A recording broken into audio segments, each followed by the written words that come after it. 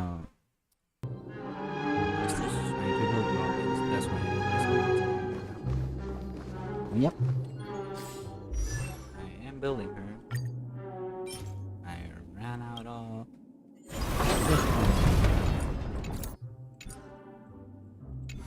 And I'm currently trying to get. Yeah, I think I have a perfect build right now. Full of attack. All attack. The basic attack. Yeah, and I reached equilibrium 6. Oh, not bad. Not bad at all. I'm not sure where the flip was. Robin's music, yes. I'm just gonna keep going with my mind. You have food ready. I cook. You know how to cook. Surprising, yeah. I haven't downloaded something. Now it is not. This one is maybe a little laggy. Let's hope it's not. I know my stream videos are still a bit laggy, not the best quality. Sorry, I don't know how to fix it. I'm gonna change my program I'm using. For now, I'm just gonna keep going and play the game. Oh shoot! I'm gonna post the download. Really, that's slow. There. I think that should work. Yeah, that should work. Yeah, that definitely worked. Damn. Sorry about the lag. I'm gonna keep going and turn off my mic.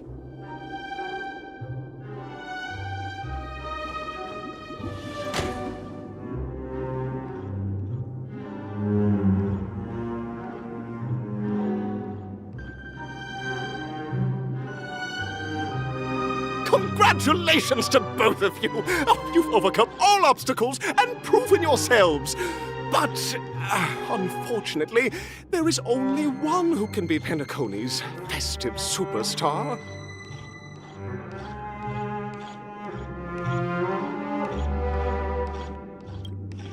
In the final stage, you will face the defending champion. If you fail, you will lose the opportunity to become the festive superstar.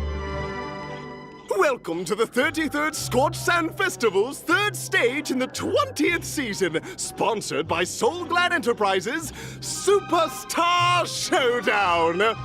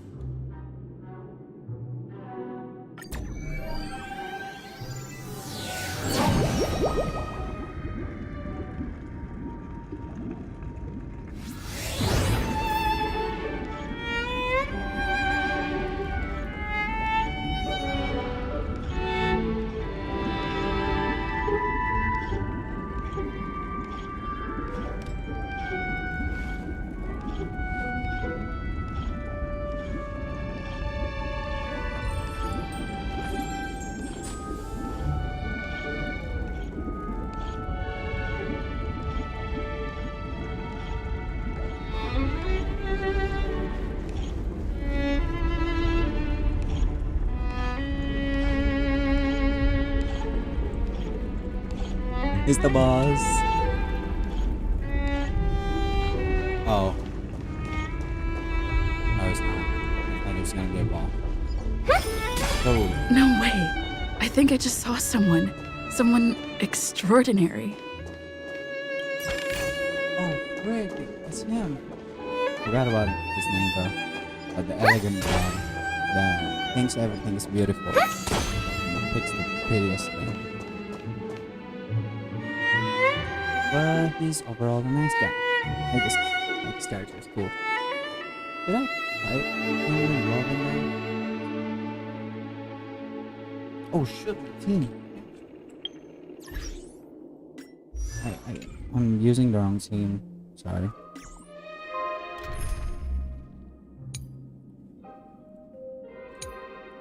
Try and do it this kind of team, yeah. I'm gonna try and use this team.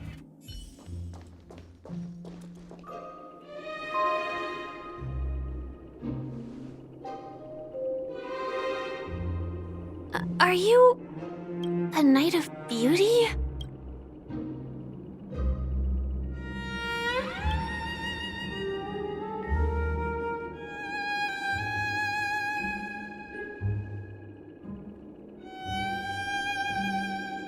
He doesn't have any voice line. It's kind of disappointing. Dude, I miss this guy. Pretty cool character. Maybe they wasn't able to recruit him this time or sector last time.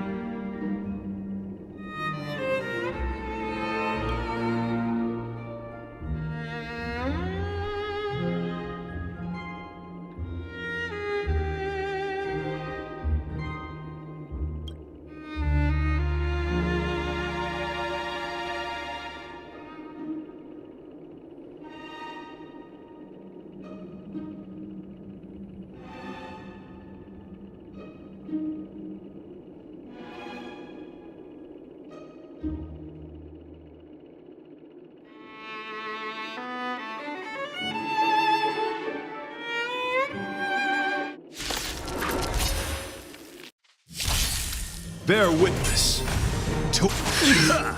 Dangerous thoughts.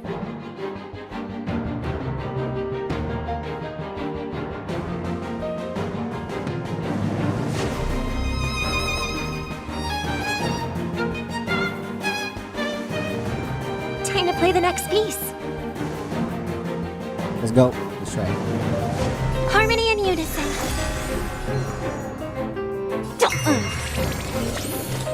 On the still waters of oblivion. I'm on guard. You are fighting a gentleman. Put forth all your might. Again? So familiar. I weep for the departed. It too shall fall. Can you find the answer?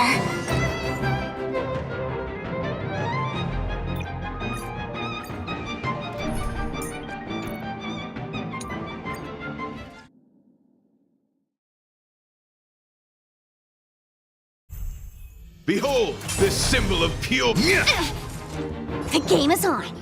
Feeling spiffy? Destined for oblivion. Challenge. Let me play ya! The flesh wound. Lance up.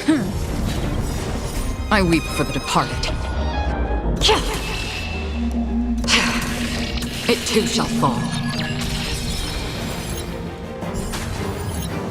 Pledge thine loyalty. Put forth all your might. Let's play for a while.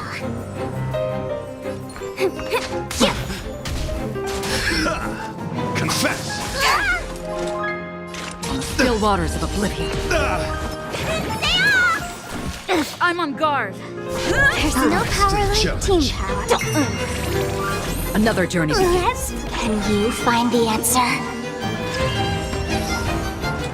Destined for oblivion. I weep for the departed. It too shall fall. Bear witness to... Need a doctor?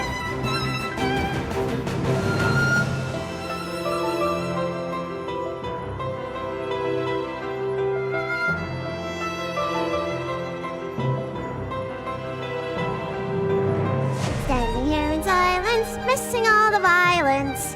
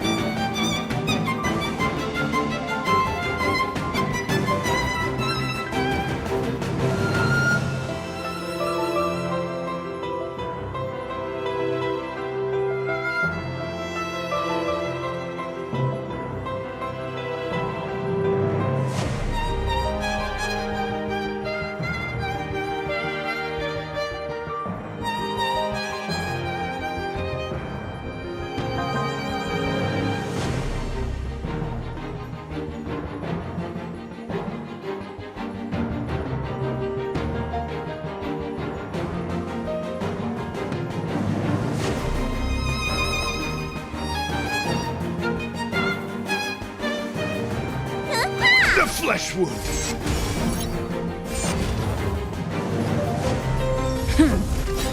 I'll go easy this time. Free will, or was it on the still waters of oblivion? Lance ablaze! Lance forward!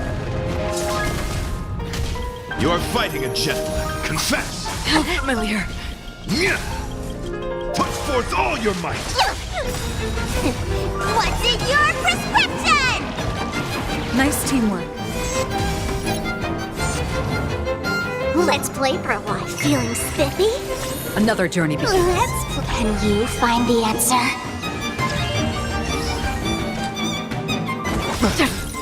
I weep for the departed. It too shall fall. Behold, this symbol of pure. Let the duel commence. Let me tend your wounds.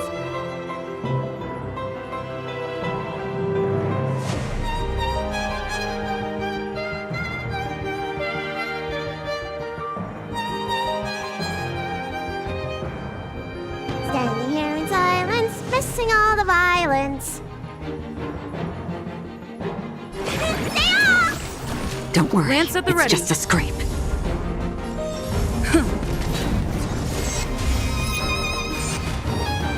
Pledge thine loyalty. Put forth all your might. Destined for oblivion. The flesh wound. You bully! Treatment's not over! Stay with you a little longer. Vitamin! There's no power like Rise to team the power. Lance ablaze! Lance forward! You are fighting a gentleman. Put forth all your might.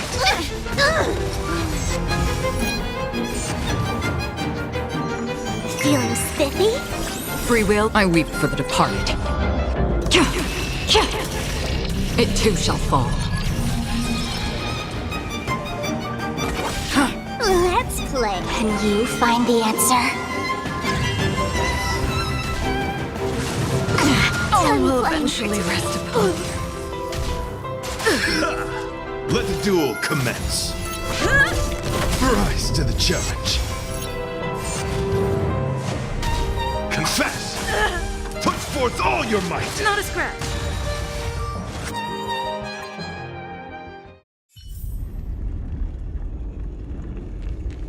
No way. I think I just saw someone. Someone extraordinary.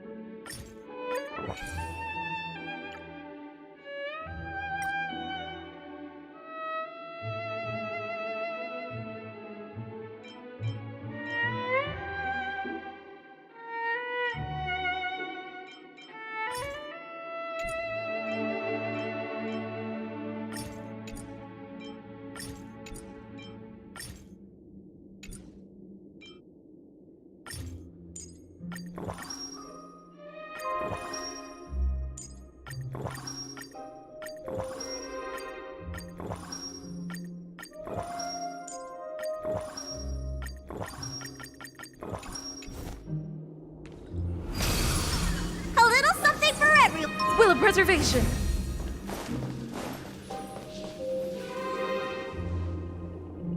Are you...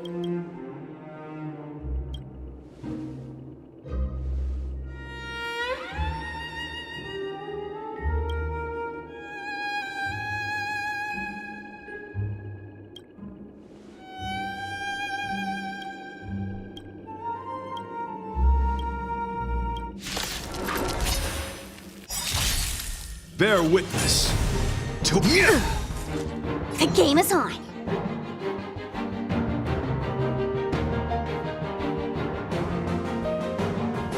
Feeling spiffy? On the still waters of oblivion, I weep for the departed. It too shall fall. Lance ablaze! Lance, forward! rise to the Let's- challenge. Can you find the answer?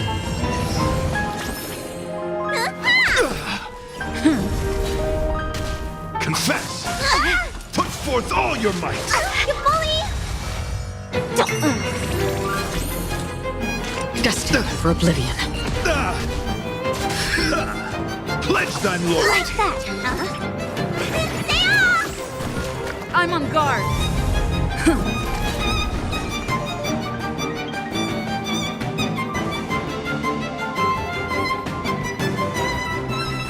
Feeling spiffy? Let's play hide and seek. Can you find the answer? On the still waters of oblivion, I weep for the departed. It too shall fall. Behold, this symbol of pure. Let the duel commence.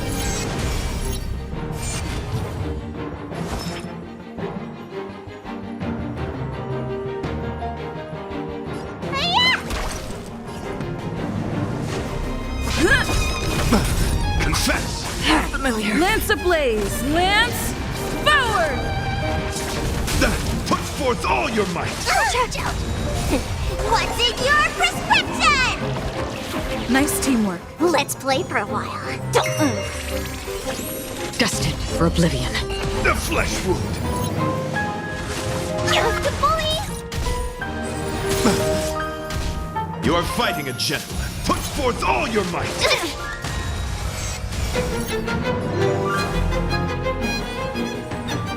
Feeling spiffy? Free will, or was it fate? I weep for the departed. It too shall fall.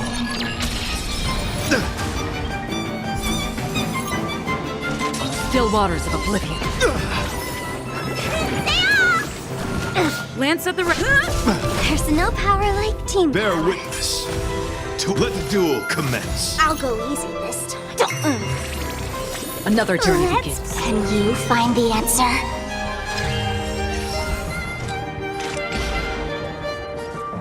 Destined for oblivion.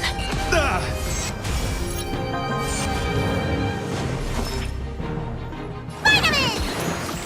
Don't worry, I'm on guard. it's just a scrape.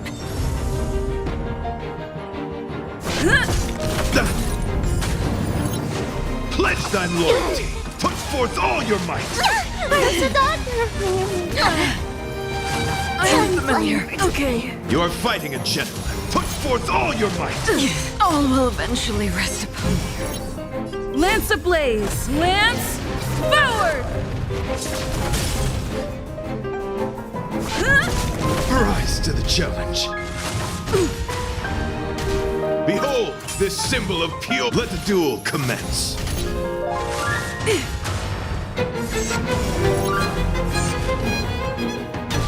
Confess. Put forth all your might. Lance at the...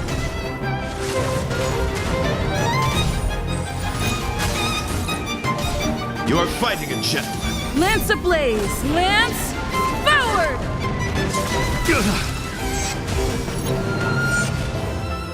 It's time.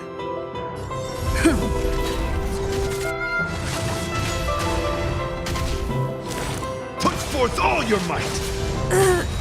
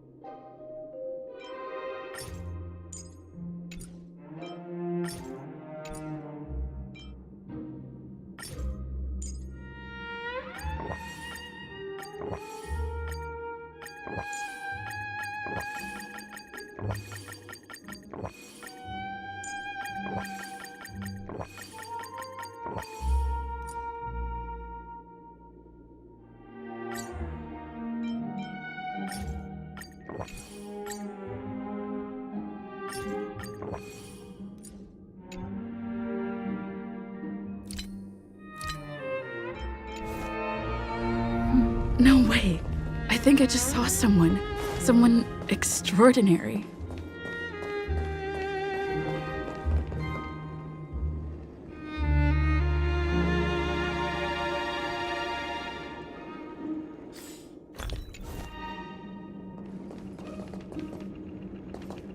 Watch this. A little something for everyone. Haha! Are you...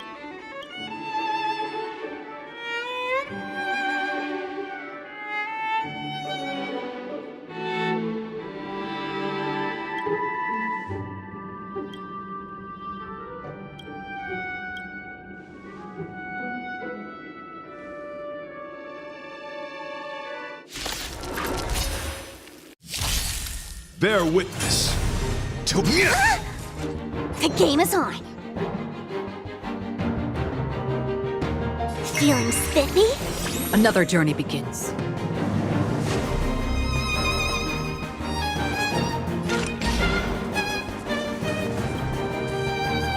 On the still waters of oblivion. challenge.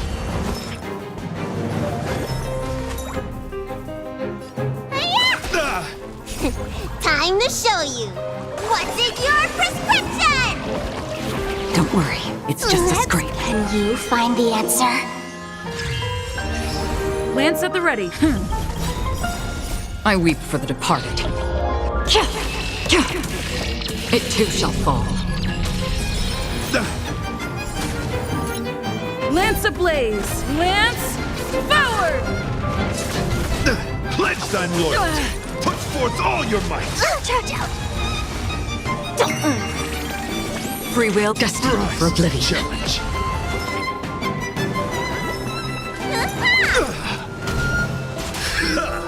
Confess. I'm on guard. Feeling spiffy? I weep for the departed. It too shall fall. Behold, this symbol of pure. You are fighting a gentleman. Let me tend your wounds. Vitamin! Don't worry, Pledge it's thine just a... loyalty. Put forth all your might. You bully! I'll go easy this time. Another journey begins. On the still waters of oblivion. Ah!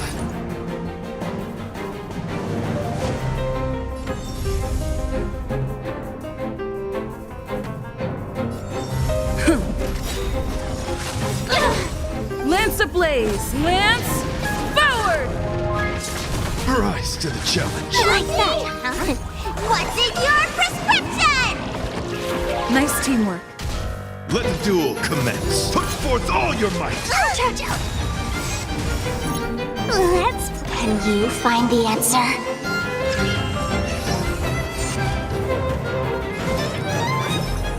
Stay off! Feeling spiffy? Destined for oblivion. I weep for the departed. It too shall fall.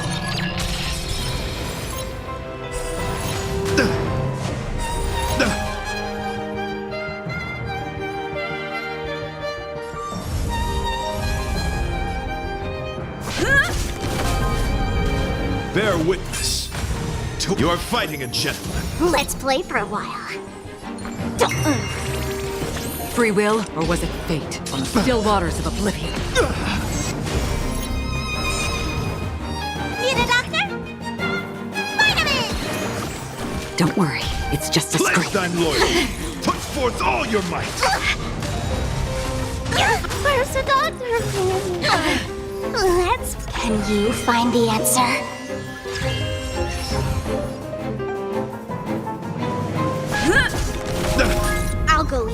Feeling spiffy? Another journey. I weep for the departed. It too shall fall.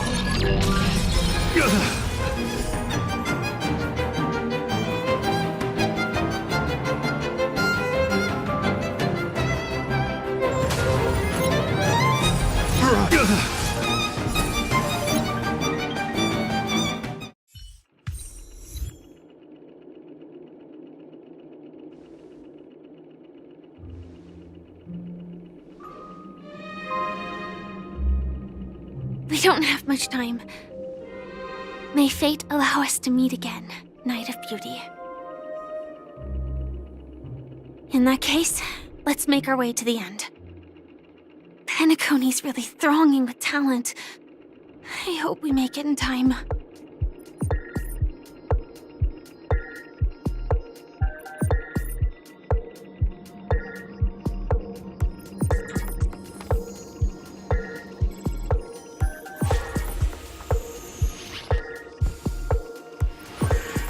Were you shocked just now?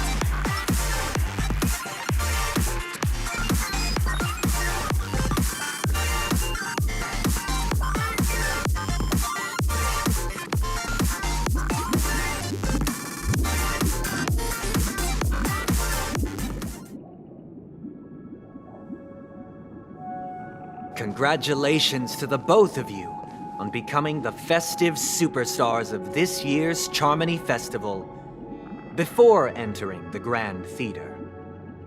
I, on behalf of the organizers, extend my sincere congratulations to you, wishing you joy under their radiance.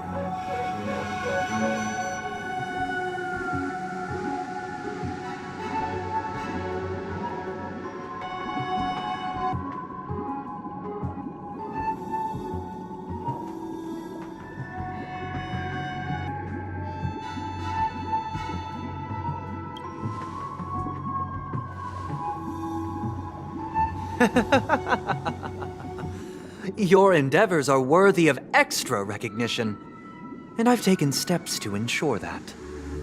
However, this reward is not a material one, but rather the opportunity for an open and honest communication between us. As previously promised, my sister, Mr. Yang, and I have met with the Dream Master. We delved into the truth about Penacony and its Stellaron, and have come to a consensus. Both I and the Oak family cannot acquiesce to your request. Just as expected. We acknowledge the perspective of you, Nameless. Penacony does require change, but not as you propose. The planet of festivities cannot and will not revert to a place characterized by chaos, disorder, or anarchy. Through your journey of overcoming obstacles, you must have glimpsed the essence of that era. The vulnerable ruthlessly eliminated, equality non-existent, common folk living precarious lives, eking out a dreary existence. Ultimately, only heroes like yourselves manage to achieve success. But I would dare ask, if you did not possess the special status of having a Stellaron, and you were but an anonymous and frail member among the masses, which Penacony would you prefer? A dystopia for the survival of the fittest, or a sweet dream paradise for all?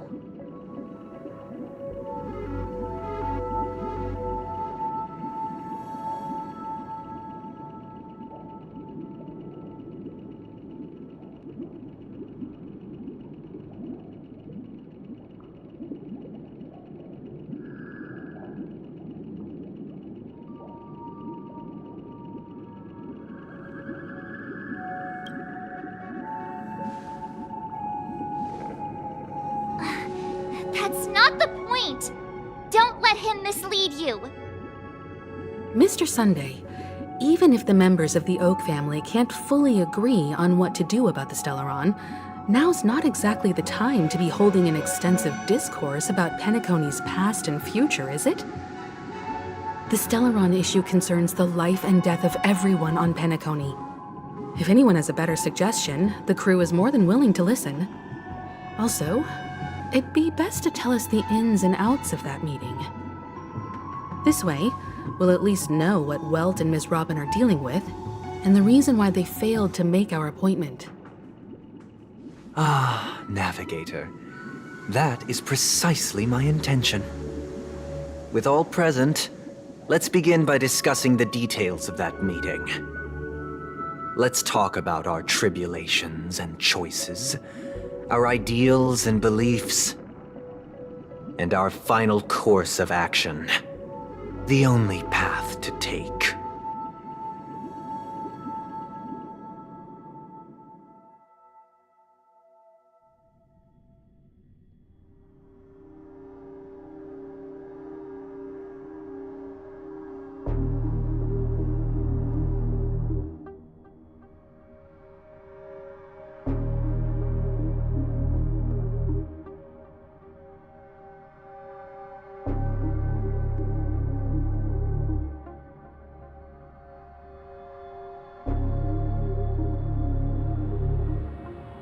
You mean to say that for the longest time, there have been scoundrels who would use the Charmony Festival that I have bequeathed to the masses as a tool to realize their ambition? Indeed, Dream Master. Once the Charmony Festival begins, the Stellaron's powers, along with the song, will be broadcast across the entire planet of Penacony. And then everyone in their dreams will be unable to awaken. This is indeed surprising to me. The dreamscape is maintained by the collective effort of the 5 families. If someone were to use the Charmony Festival to recklessly disseminate the power of the Stellaron, this individual must hold a position of great authority. Do you have any suspects? I'd like to ask, did you really not know of the Stellaron's existence? I would have never thought that this nameless would point the spear at me. Quite astonishing indeed. If I have offended, the Astral Express extends its sincere apologies. But the current circumstances are dire and leave no room for meticulous inquiry. We're doing this out of concern for the Dreamscape's safety. So, if you could, please alleviate our concerns. Dream Master, it's just to prove that the Charmony Festival has nothing to do with the Stellaron. If we're being overly cautious, I will return to the stage to offer tribute in song, just per the arrangement.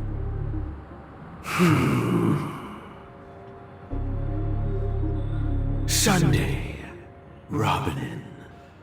I've watched you two grow up, and know your dispositions like the back of my hand. Both of you, right now, can surely be lauded as their most devout advocates. I already know your resolve. The magnitude of this matter is enormous, and cannot be taken lightly. Since Mr. Yang has asked with such earnestness, I will personally respond in kind. If there is a need, the entire Oak family will be mobilized to heed your call.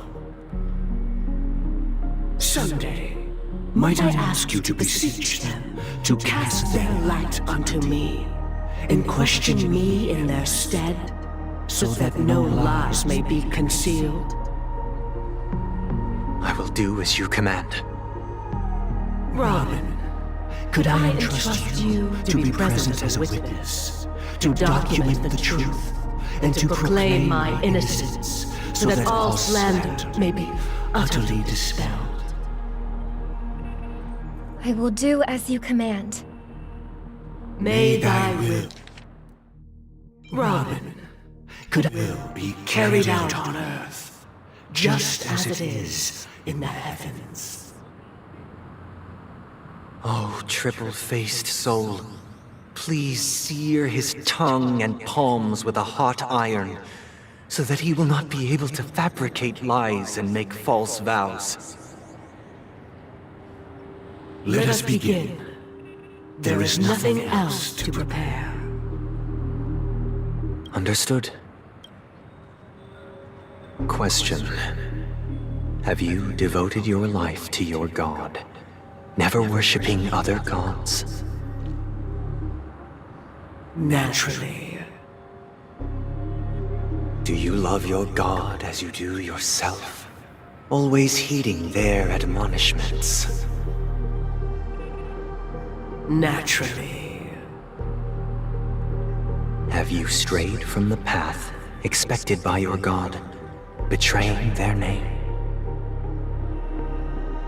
Never. Have you ever been inordinate with your asks of your god, coveting more than the foundation of the creation itself? Never.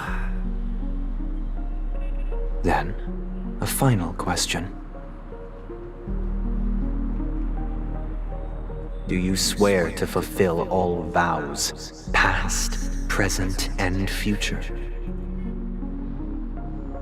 With the Eon as my witness, if I do not deliver on my words, or if I renege on my vows, may I be cursed in accordance with divine law. They have seen your faith, and have endorsed your faith. With this, it can be evidenced... Just a moment. What is it, Mr. Yang? I have another question I hope to have answered. To my understanding, the family's harmony and prosperity have never relied on so-called divine laws. The god you both mentioned, are they truly Shipe? Mr. Yang should know that those belonging to the family toil together as if they were kin, embracing solidarity and unity under their light. All duplicity is laid bare before the harmony. Such a delicate and complex symphony. Which other god could perfectly harmonize this, if not for the Great One, Shipe? Perfectly harmonize. Therein lies the problem.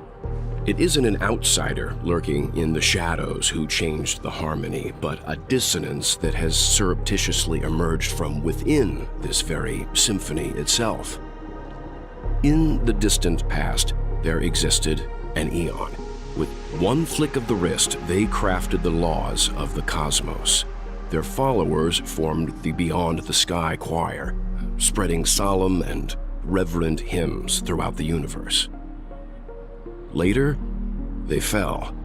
The route traversed by this eon clashed with the harmony, ultimately being absorbed and fused into it. The chorus that once reverberated across worlds fell silent, and when it echoed anew, it was transformed into the hymn of harmony.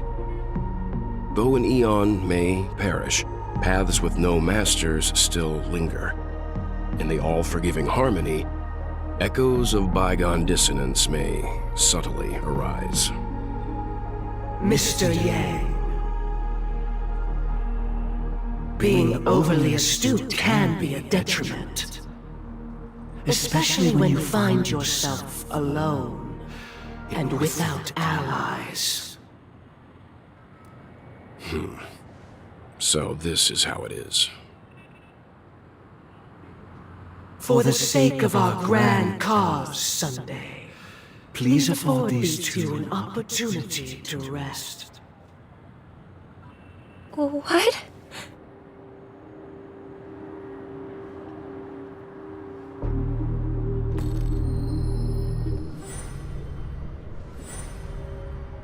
Sorry, Robin. It's just you. I did not wish for you to know this. It's a pity that things have turned out this way. So, this is the true reason I can't sing? The shadow that envelops Penacony is actually... We were never children of the harmony. Our ideal paradise could not have been crafted by Shipe. True bliss can only be guaranteed by the one who transcends the many. Within the foundation of law, humanity establishes civilization, and through harmony, we obtain order.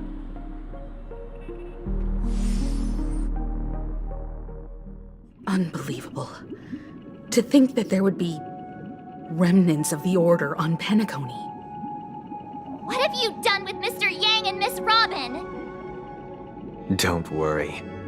I just gave them some time alone to ponder their fates. You should know that these actions make you an enemy of the Astral Express. Should we need to stand against the Nameless, it would only be myself and the Oak family involved. But we haven't reached that point yet, have we? Your efforts for the justice of Penacony are evident to everyone, and have been widely observed.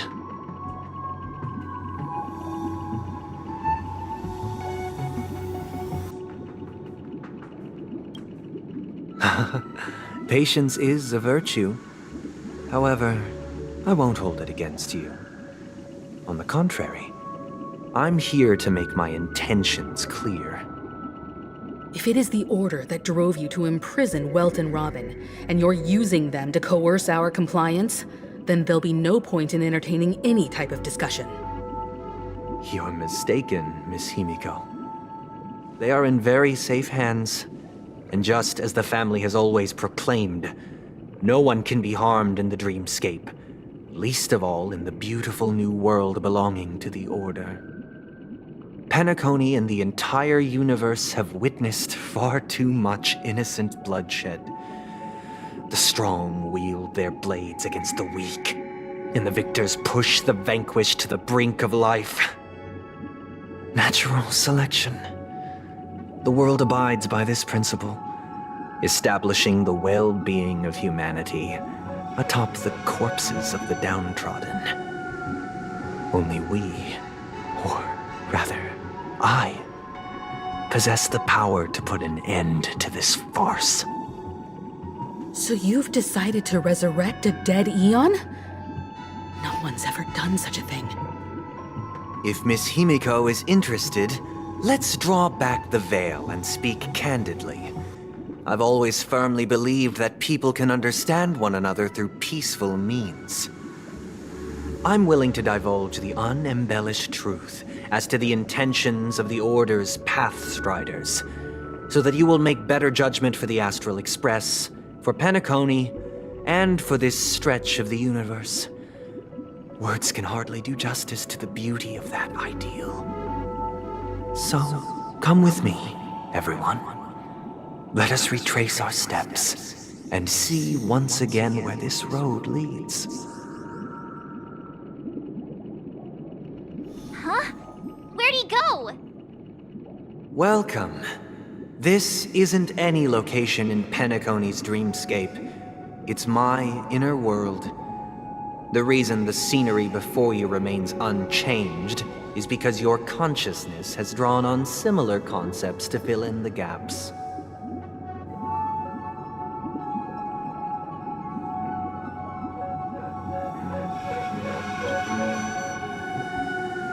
That means... Did you do the same to Welt? It's a tuning process. Stronger in effect and more draining on the mind. The gray-haired guest has experienced it before, so she should understand what it entails. Tuning allows you to intuitively grasp my feelings, which also means that I cannot hide anything from you. Now, everyone, please look at the huge screen. The road we once took begins here. From this point on, you will witness the numerous decisions I've faced. I've selected a portion of these to share with you. I believe after going through similar predicaments, you'll be able to better understand my thoughts. Let's begin. The first decision. A story about a baby bird. This story happened when Robin and I were very young. We were victims of the Stellaron disaster, and the family's Mr. Gopher Wood, who would later become the Dream Master of Penacony, saw that we siblings had no one to turn to and took us in. Later on, Robin and I lived a time with nary a care in the world. One day, after dinner, while my younger sister and I were lounging about in Mr. Gopher Wood's yard, we spotted a fledgling Charmony dove all on its own. That baby bird was tiny. It didn't even have all of its feathers, and it couldn't sing. When we found it, it was already on its last breath, having fallen into a shrub, probably abandoned by its parents. We decided to build a nest for it right there and then. However, thinking back, that winter was unusually cold, with fierce winds at night in the yard, not to mention the many poisonous bugs and wild beasts in the vicinity. It was clear that if we left the fledgling in the yard, it stood no chance of surviving until spring. So, I suggested we take it inside, place it on the shelf by the window, and asked the adults to fashion a cage for it. We decided that when it regained its strength enough to spread its wings, we would release it back into the wild. The tragic part, something that we'd never considered, was that this bird's fate had already been determined long before this moment. Its destiny was determined by our momentary whim. Now, I pass the power of choice to you all. Faced with this situation, what choice would you make? Stick to the original plan and build a nest with soft net where the Charmony dove fell. Or build a cage for it and feed it, giving it the utmost care from within the warmth of a home. I eagerly await your answer.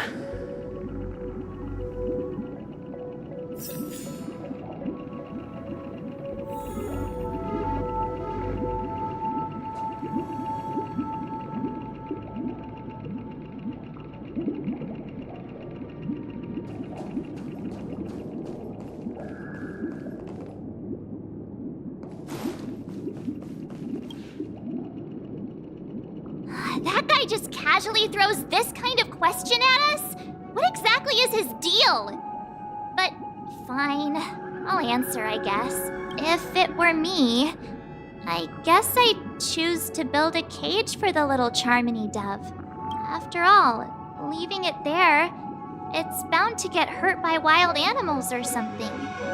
And that'd just be too sad.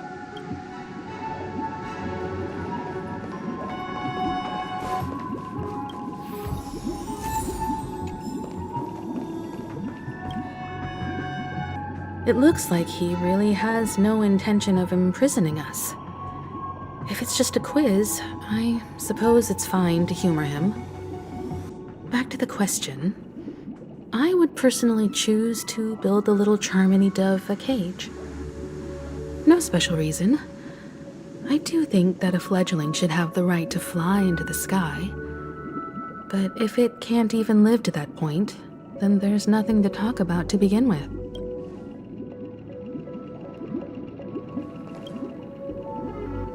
I can't decipher his intentions right now, but based solely on that question, I would probably choose to build that dove a cage. Even if I was gonna release it back into the sky, it'd have to be strong enough to fly first. If I left it where I found it, I fear it'd never get the chance to fly ever again.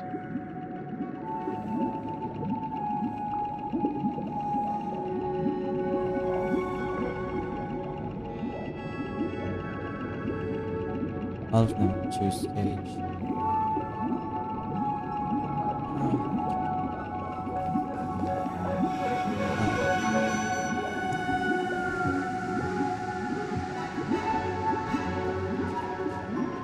They have a point.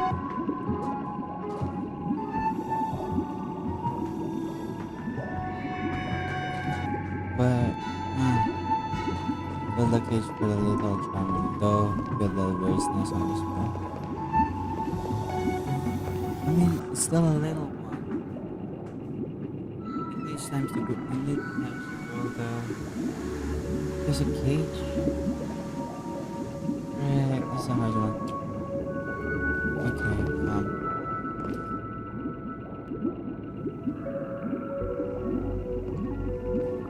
we're talking about a baby one. Cage should be better choice, right? Yeah, cage should be better choice. Okay, let's go with this. Build location. I'm happy to see that you made a choice similar to ours. If your mind is made up, let me reveal the outcome of this choice. We passionately nursed it back to health, preparing only the best food for it every day. We even preened its feathers.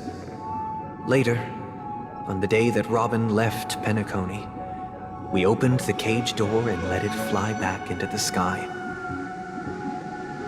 I watched it for a long while by the window, probably about 3 or so days. In those 3 long days, the little Charmony dove tried again and again to spread its wings to fly into the sky, but fell to the ground, only to keep trying. Finally, on the 137th attempt, it succeeded. But its attempt did not go perfectly. After flying unsteadily for a while, it fell to the ground, unable to grasp the direction of the air currents. The fall shattered its wings. It writhed helplessly in my embrace. But it was all for naught, finally succumbing to a painful demise. And in that instant, our tender care, our given love and hopes, they all became the inevitable push that sent it to its death. I deeply regret the choices we made. I freaking not. Next, let us head to the second decision. This time, it's the story of a dream chaser. I'll go with my gut on this one, without checking the opinions though. This story happened when I was appointed as Bronze Melodia, a position exclusive to the Oak family, charged with listening to the problems and vexations of Dreamscape residents, and providing them with the relevant guidance. It was during that period that I had the opportunity to hear voices from all corners of the Dreamscape. Joy, sorrow, arrogance, regret. The complex tapestry of human nature that formed the world. And I was fortunate to catch a glimpse of it. He was a dream chaser, and an illegal stowaway. Just like the rest of them, he came to Penacony in search of a better life, except that, to most people, the price he paid, I suppose you could say it was everything. He told me, I sold everything I could at home. The house, the land, even his 2 children. He said he could not afford to raise them, and that at least they could eat if they lived as slaves. He had a plan in place. He would buy back his children once he had made his fortune, and enjoy Penacony's beautiful dream with them. Alas, his plan to smuggle himself was somewhat clumsy, and he was sniffed out by those pig-headed hounds. After hearing the Dream Chaser's story, I immediately appealed to the Bloodhound family to cease their pursuit. That way, at least he could live peacefully. But I was still too naive to the ways of the world. I did not anticipate that what I thought was a kind gesture would later lead to dire consequences. I'll tell you the outcome soon.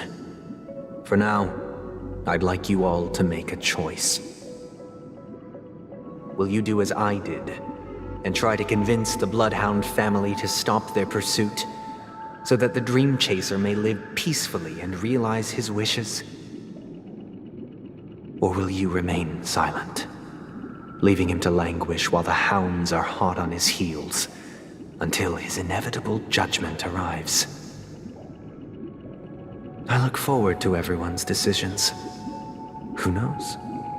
Perhaps they might even alter the outcome of this tragedy.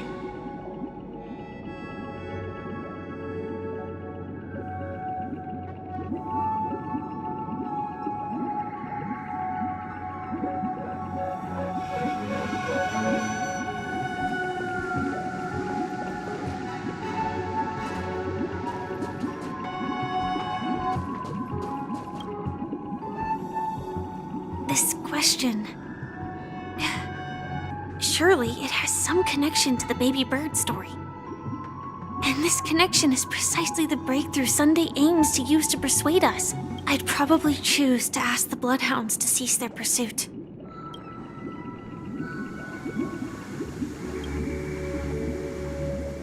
a dream chaser story.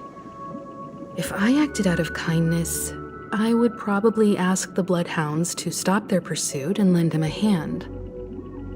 But what cruel repercussion would this choice result in? I think Sunday must have been deeply impressed by the limitations of the strong defending the weak through this incident. It seems illegal stowaways are really quite common on Penacony. But that guy in the story, I don't think he deserves any sympathy at all. He sold his kids to chase a dream. Even if he intended to go back for them, it's still insanely irresponsible. With that thought, there's only one choice. Let the Bloodhounds send him back home. This person deserves to be punished.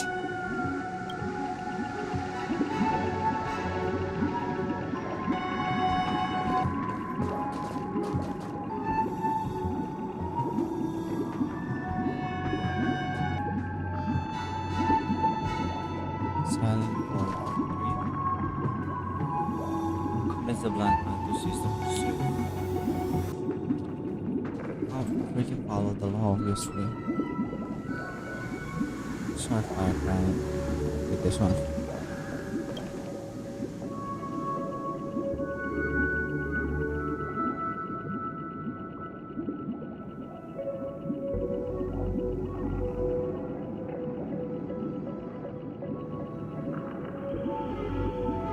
It seems you, like me, are pondering whether a different choice could have led to a better outcome. Sadly, his fate would only be more tragic. Say he never gets caught. He would only die from delirium. The methods with which illegal stowaways enter dreams are unorthodox, not flawless like the hotels. Living in the dreamscape would be a mere pipe dream. Should he be apprehended? Could the hounds afford to turn a blind eye? The answer is a definitive no. They couldn't bear the resulting consequences, and thus wouldn't dare extend a helping hand. As to your choice, I once again offer my heartfelt apologies. Next comes the third and final decision. And the story this time is my own. This story happened the day I was appointed the Oak family head. At that time, Mr. Gopherwood was the current Dream Master, and as per his wish, we had a private conversation. What surprised me was that the Dream Master had only come to deliver a letter to me. He let me read its contents, and it was a letter from my sister. The letter contained the usual pleasantries, anecdotes from her travels, nothing out of the ordinary. Just as I started wondering how this letter related to our discussion, the Dream Master began to speak. Do you know who wrote this letter? My sister, of course.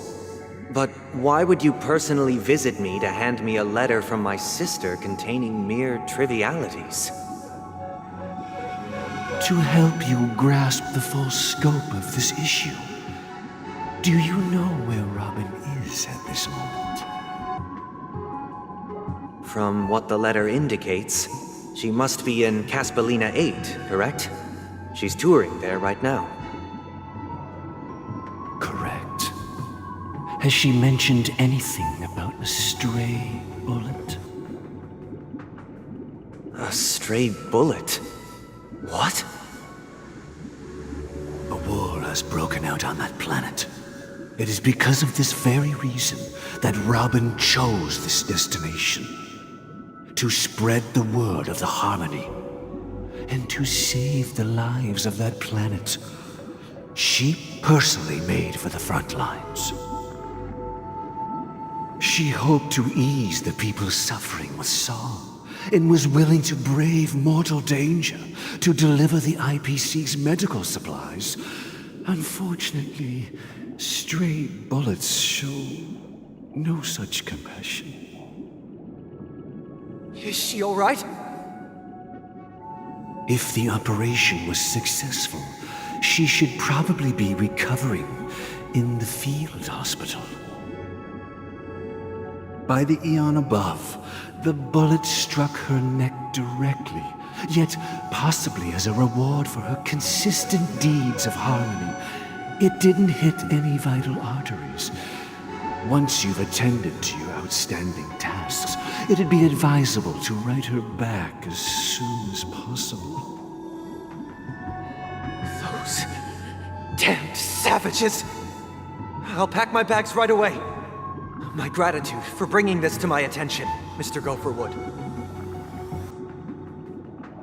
Now you understand why she always wears such elaborate neck ornaments, don't you? How could this happen? Miss Robin. It's all in the past, so please don't worry. I share this in the meager hope that you will understand the harmony's limitations and predicament. As grandiose as the strong defending the weak sounds, many times, it is nothing more than wishful thinking. Likewise, I've prepared one last question, one last choice. But rest assured, this choice will not have any grave consequences. Because this is merely a figment of imagination, a nightmare that has haunted me through countless nights. If you ever had the opportunity to make a choice like I did, would you still support Robin's journey on the path of harmony?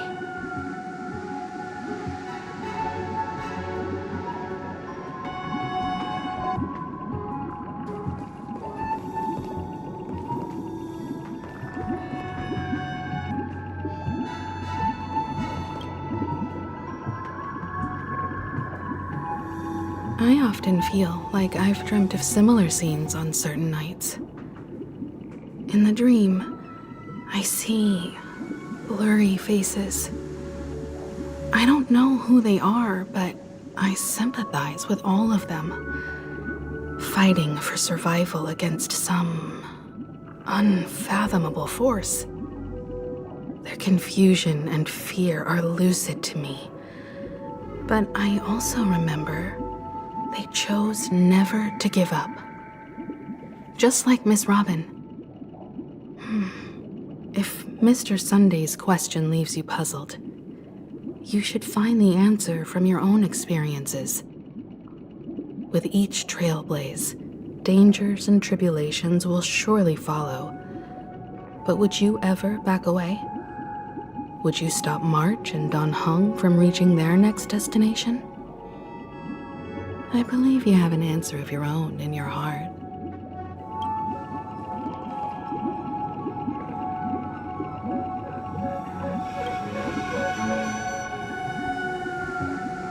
Miss Robin's courage is admirable. And here I was thinking she was just another superstar celebrity. But the fact that she's also Mr. Sunday's younger sister? No, I doubt he'd wish harm on his own flesh and blood, no matter how grand the ambition.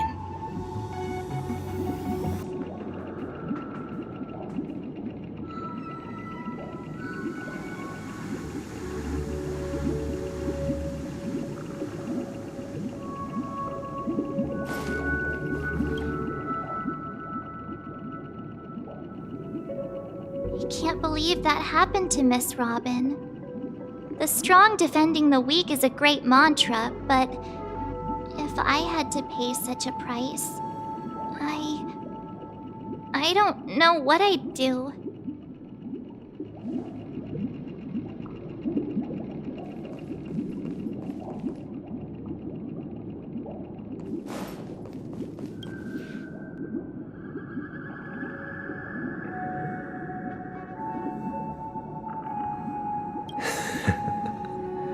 I see.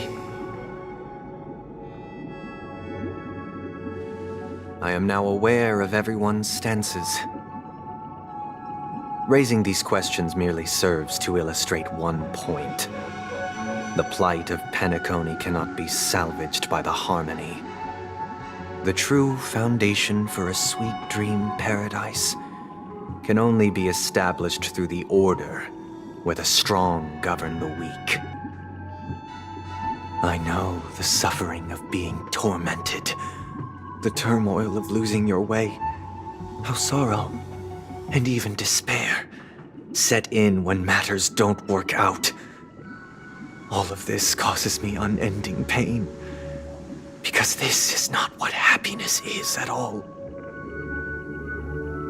We must teach the weak how to live a happy life, and this life isn't some noble propriety that the upper crust preaches, but in definitive terms, a way of survival that belongs to everyone.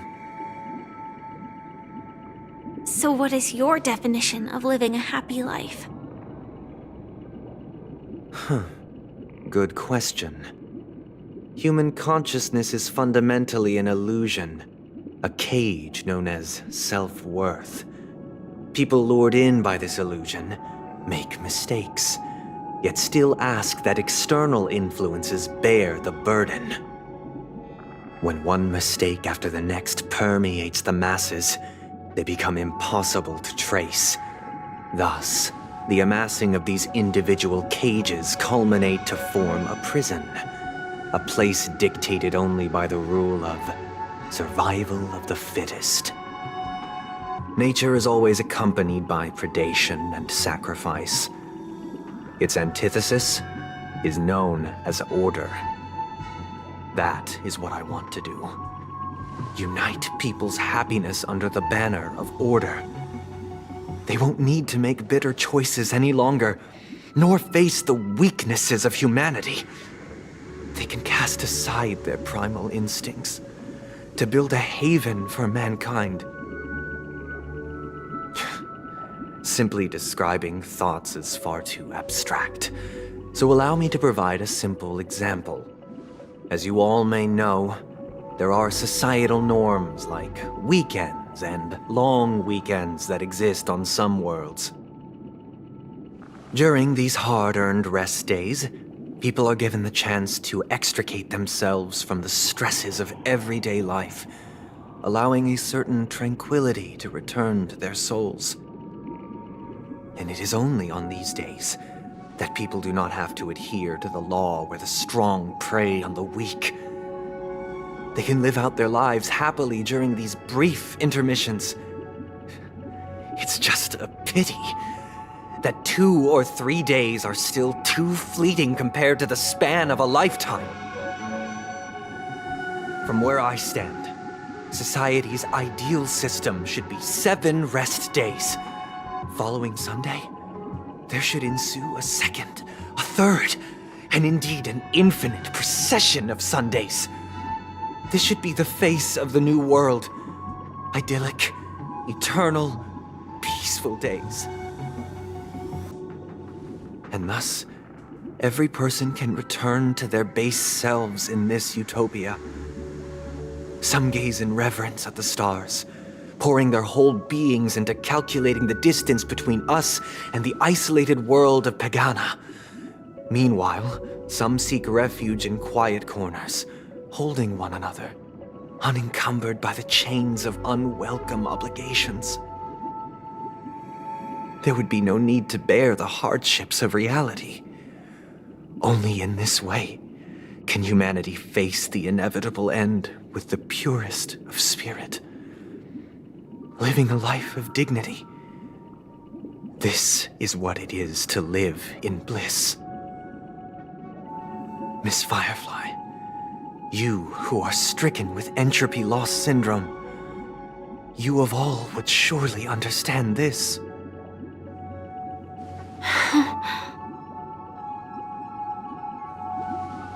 It sounds like a flawless theory.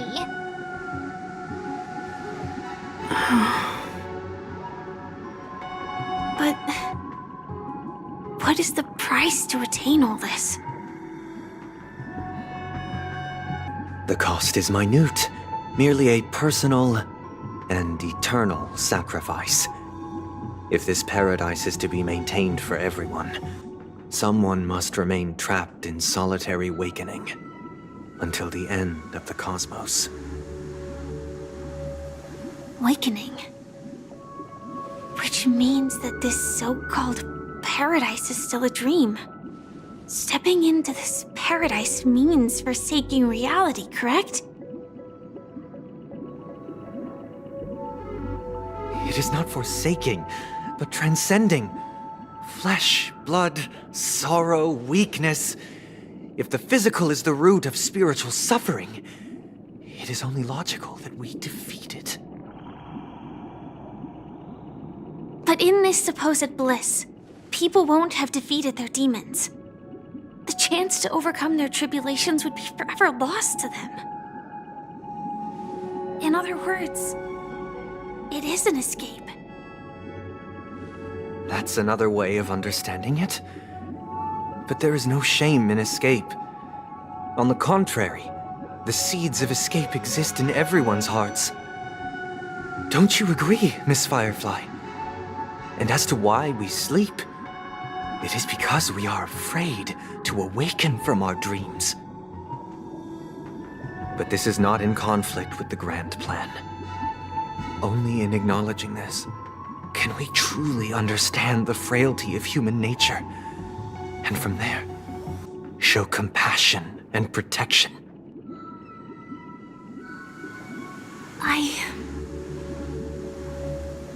I admit that you are a born leader. Your perspective on humanity brims with pessimism. Yet you express compassion for all, even when your heart pities them. But unlike you, I live for the self. From my perspective, individuals making choices for themselves is their birthright. The want to escape may be innate in the weak. But whether they are weak or not, it is not up to another to decide. Perhaps in your mind, you also view me as weak?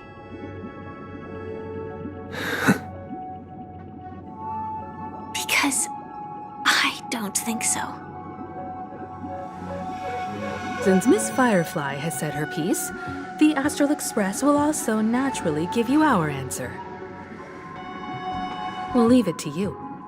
Just as Mr. McHale instructed before. Tell him our choice.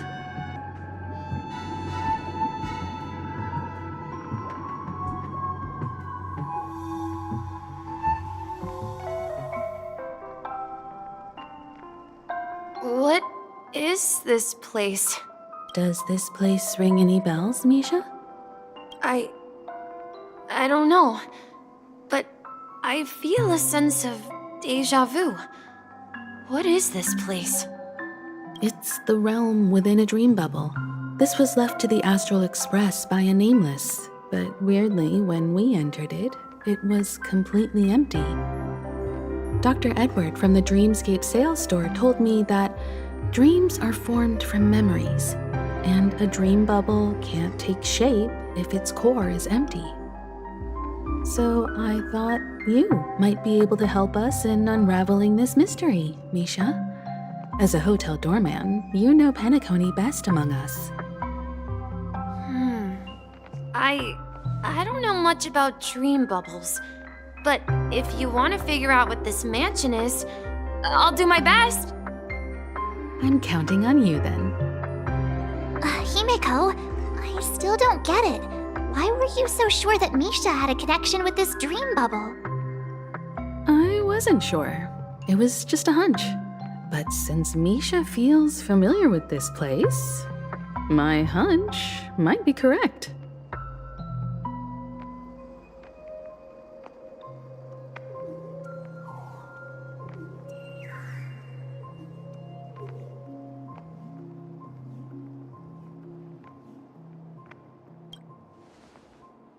Exactly. This is where you and Firefly encountered death, which we now know as dormancy. Considering its connection to Dreamflux Reef, it's not surprising it appeared here. The question now is, who brought you here? Based on the clues we have so far, it's unlikely to be that masked fool, so identifying them is crucial to us. We're drawing closer to the truth once more.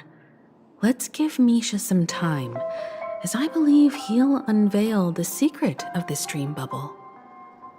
All right, but there are doors all over the place. Which one should we choose? Do you have any idea, Misha? I guess... maybe this way?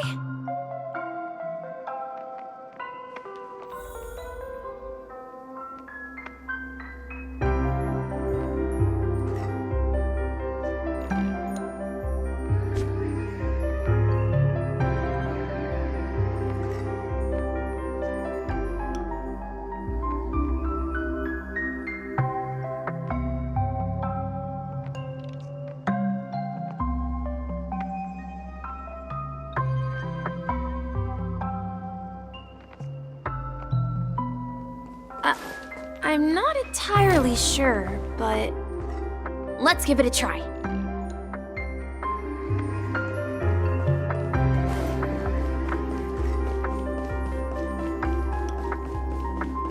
Wait, you managed to choose the right door on your first try? Weird. This place is quite different from the hotel. But I feel like I've been here before, and even lived here for a while. If I remember correctly, there should be a fireplace down that hallway. Clocky and I used to sit by the fire, listening to the crackling of firewood. And the room on the other side was the toy room. I loved spreading out all the toys from the box on the floor and making up stories for each of them. Hold on.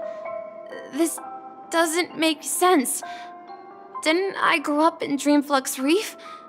So, what is this place? This could be a case of amnesia. But don't worry, Misha. It's common for everyone to forget certain aspects of the past. Those memories haven't vanished. They're just lying in the depths of your mind. We can surely get them back. Since this place seems familiar to you, why don't we explore a few more rooms and see if you can recall anything more? Yeah, then let's check out the rooms I just mentioned.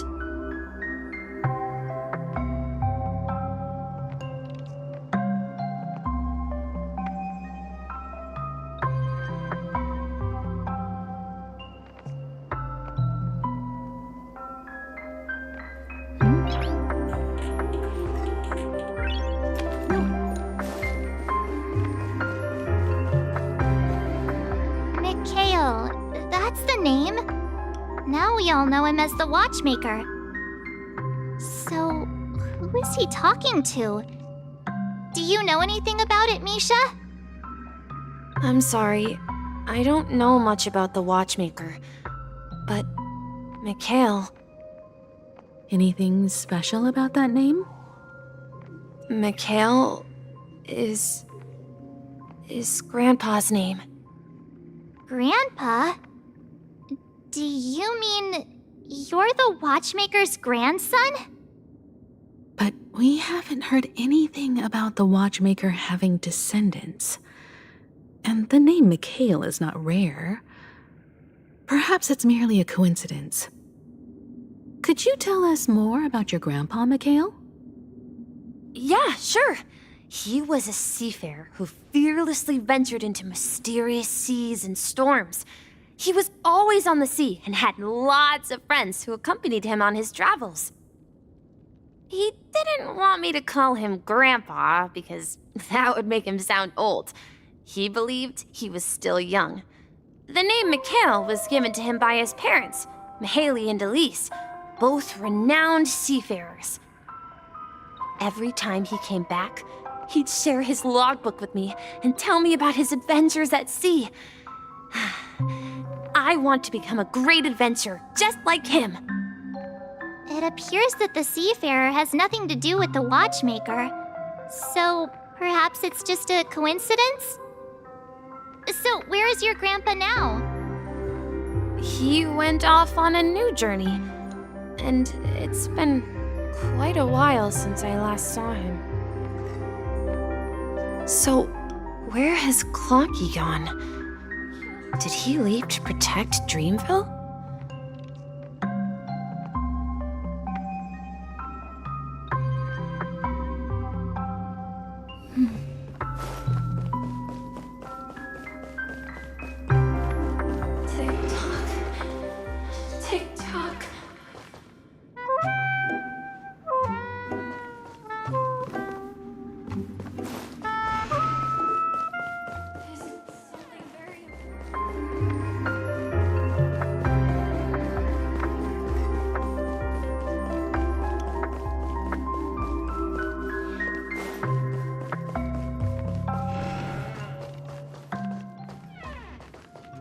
I heard some noises from the room.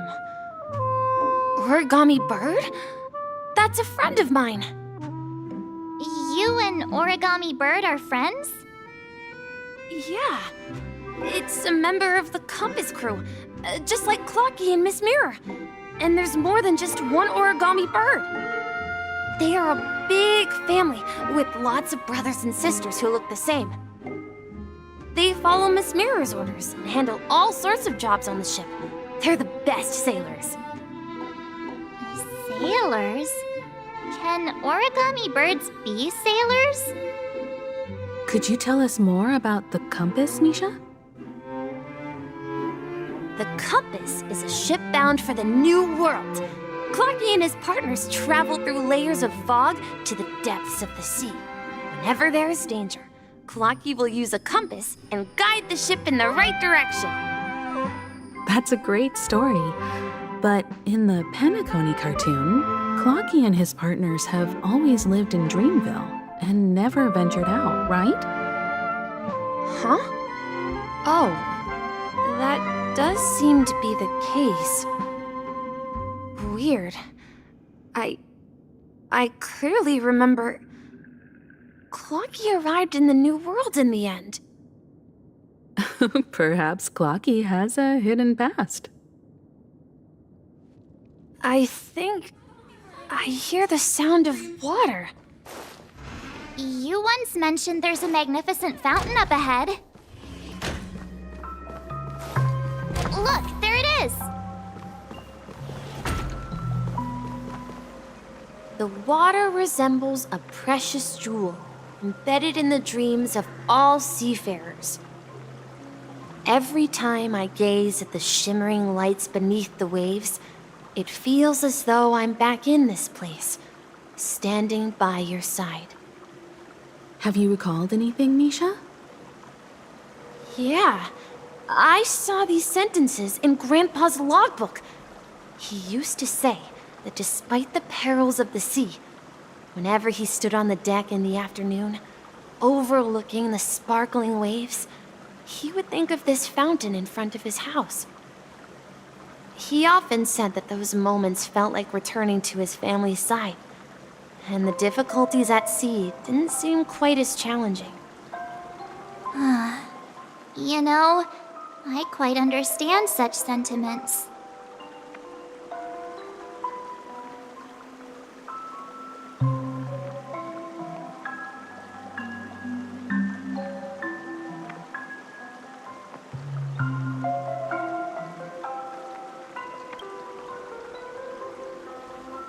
Hey, don't tease! I was just being a bit sentimental. Perhaps every adventurer far from home carries a fountain within their soul. Even though the other side of the sea remains shrouded in the unknown, the fountain in front of his house serves as a compass, leading him back to his cherished ones. Yeah, while Grandpa was at home, we would stand by the fountain and place the compass, a toy boat that I made, into the pool. Back then, I would ask him when I could go on adventures like him, and he would always laugh and say I was still too young.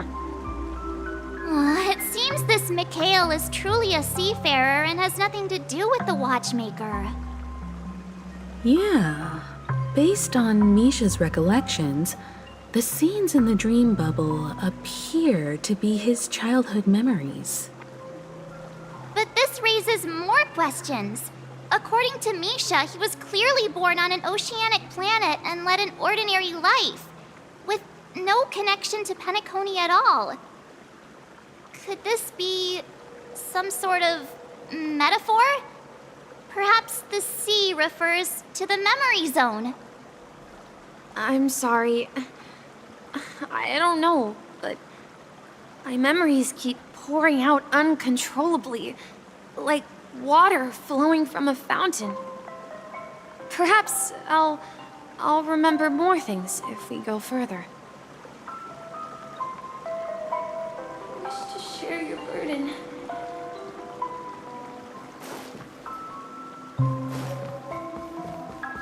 There's something very important. We're going to the opposite side, right? No, we should turn left here. Huh?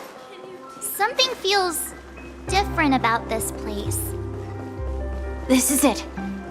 I remember this corridor. Up ahead is Grandpa's study. It was in that room that I saw him the last time.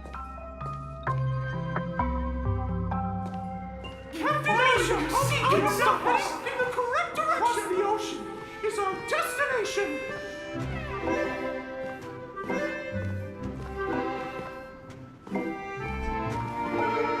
The atmosphere in this room feels totally different. Misha! You finally come!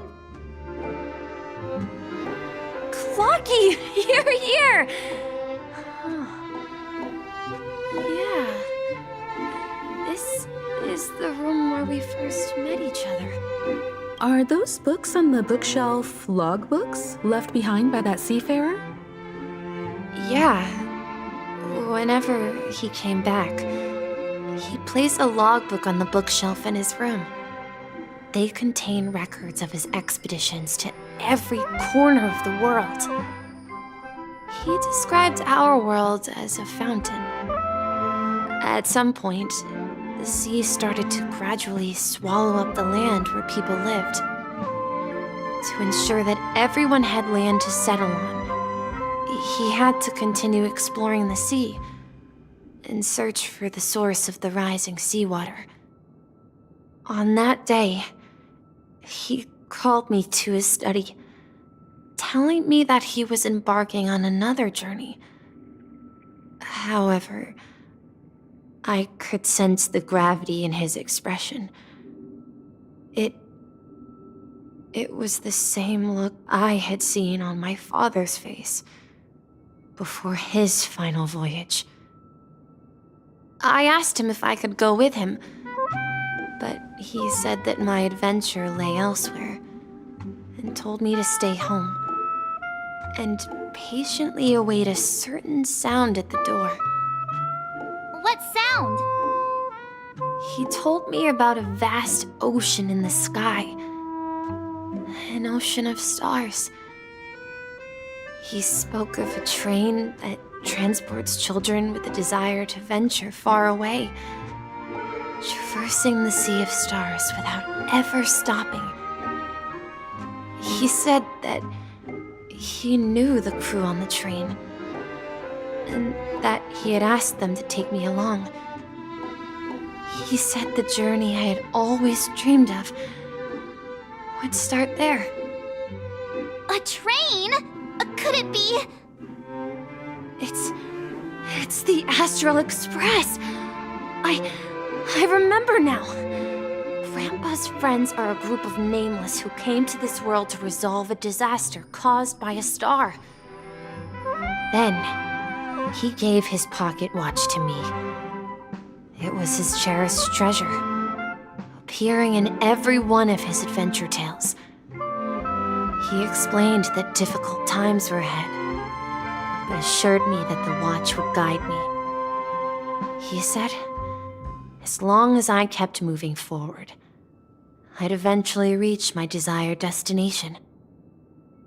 And then, it was as if I heard the distant sound of a train whistle echoing throughout the room. Exactly, Misha! And then we followed that whistle, didn't we? Yeah. I think I can still find the way we took back then.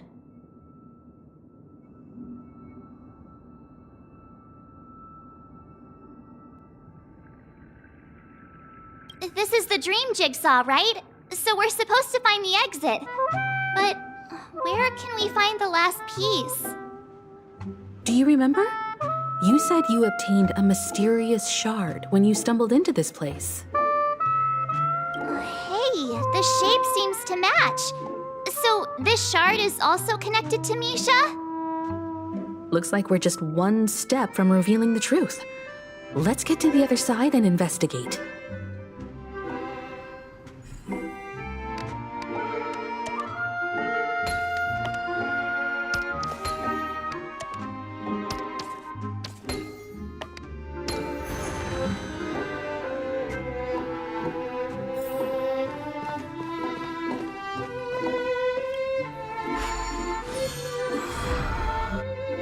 This is it.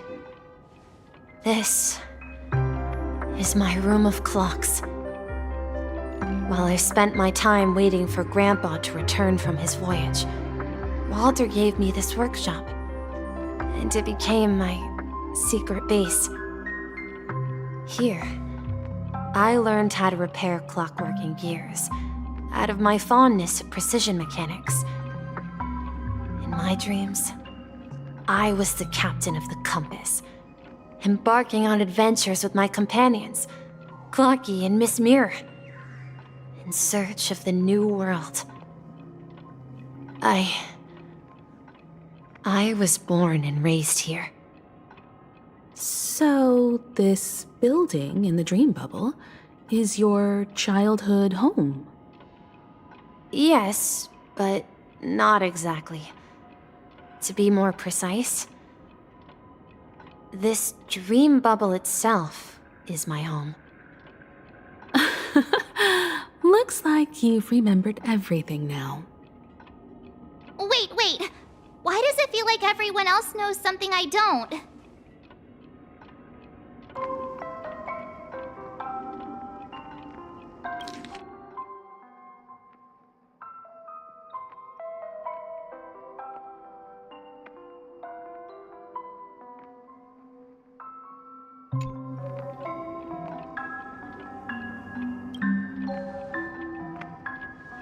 Marge, do you remember when she mentioned a clocky that only she could see?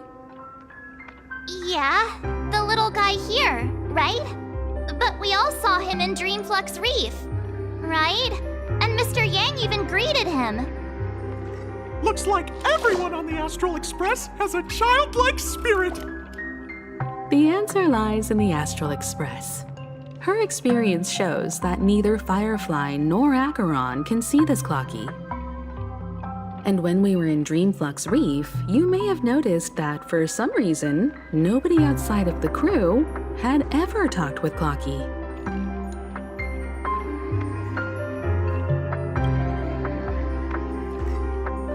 A mimetic life that can only be seen by a select few. It's just like a hidden message left by someone for the nameless. But Misha can see Clocky too, right? They even grew up together. But Misha hasn't started the way of the Trailblaze yet. That's the key to the mystery, March. Now take a moment to recall.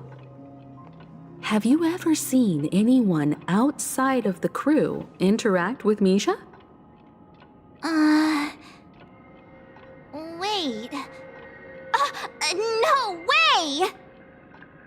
That's the answer, March 7th. This dream bubble is the place where I was born. And I'm a dweller in this dream. Just like a memory zone meme. I should have stayed here and waited for you. But when reality and memories merged, I unconsciously pushed open that door and left the bubble with Clocky. So it's not that the Watchmaker's dream bubble is empty, but rather the stuff inside ran away? And the whistle you heard was the sound of the express arriving at Penacony? That's one way to see it, but I believe there's a longer story behind all this. It's best for Misha himself to explain all the details. How about we start with your name? Now, should we call you Misha, or...? Thank you all for helping me rediscover my true self. Now, please allow me to reintroduce myself. I was born on Lushaka, in the Presmere system, adopted by seafarers Mikhail and Char. They gave me a treasure, a name that carried their hopes. Mikhail Char Legwork, or simply, Misha. If you prefer, you can call me by a more familiar name, the Watchmaker. So, you're the Watchmaker himself? Unfortunately, that legendary figure is no more. I am only a reflection of his life. As for the child who has been with you, he's the innocent protagonist of Misha's childhood dream. A friend of Clocky, a young apprentice, and a future mechanic on the Express. And this also marks the beginning of his journey, devoted to the Trailblaze. At the end of the journey, I left this little flame, which I so cherished, in my deepest dreams, hoping to pass it on to the nameless of future generations. However, he somehow left the dream bubble and forgot all about his task. I apologize for all the confusion this caused. Because he was born with a desire to trailblaze, wasn't he? I don't think Misha has forgotten his role as a guide. He remembered it, and that's why he mistakenly appeared as a hotel doorman in her dream from the very beginning.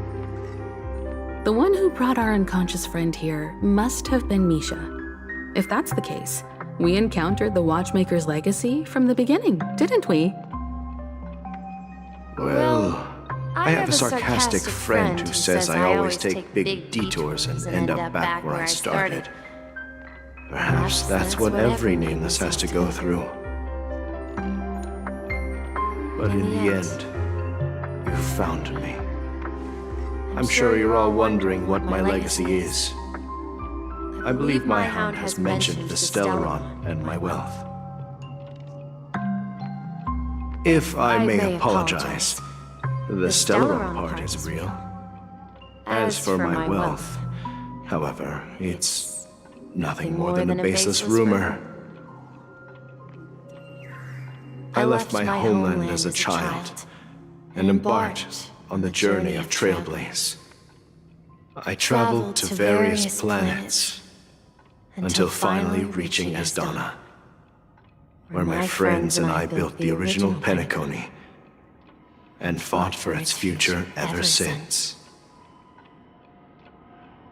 I've been moving forward all my life, doing what I could to overcome the obstacles in my path. But ultimately, my journey reached its end, and I left behind no possessions worth entrusting. So, If you ask what's left within this worn-out train engine that can be called a legacy, I suppose it's the things that are still burning in the engine's furnace. Now that you're well aware of the current situation of Penacony, I certainly hope that you'll help me get this world back on track. But I'll leave that decision to you, for the path of Trailblaze is never paved by others. All I have for you is a story and 2 gifts. I want to give you my pocket watch. It has accompanied me throughout my long journey, guiding that naive child forward, and has been blessed with the presence of so many great people up to this day. And my hat, too. The one who navigated for me placed it on my head and planted a fanciful thought in my mind. The trailblazing expedition will never end.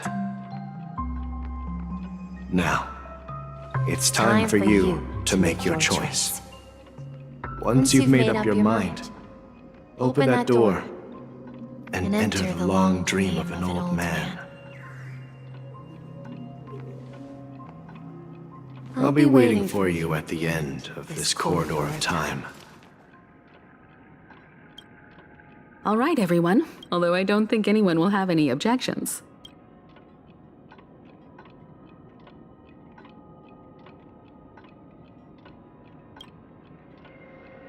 Of course. We've come this far. Surely there's no other option than moving forward. In that case, it's unanimous. Then let's proceed together to the end of this dream and tell Mikhail our decision.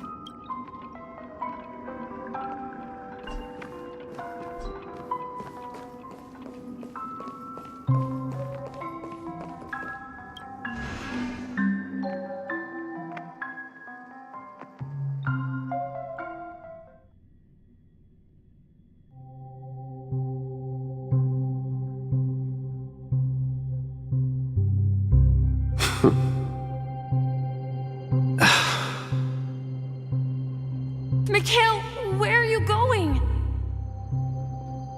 Someone has to step up and save Lushaka. So why can't it be me, Misha? Please don't go. And if you must, please take me with you. Don't leave me alone. Even without me, you know how to proceed forward, brave Captain Misha. The compass is waiting for you. Haven't you always wanted to be a better adventurer than me? Now go, board that train and start your journey. Where are you going, Mikhail? I'm going to clean the floor in the parlor car. I've promised the conductor. Wait, first tell me, did you fix this watch? Yeah?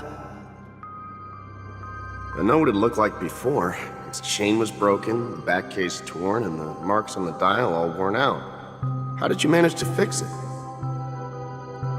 Well, it's hard to explain, but I knew it could be fixed.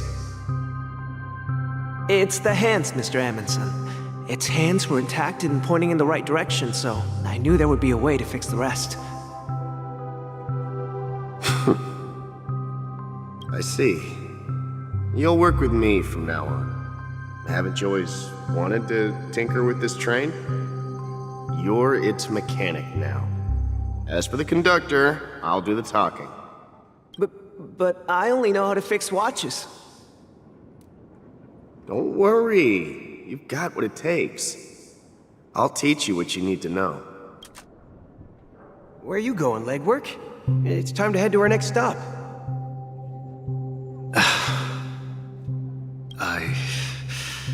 I'm staying in Astana with Rosalina and Tiernan. I see.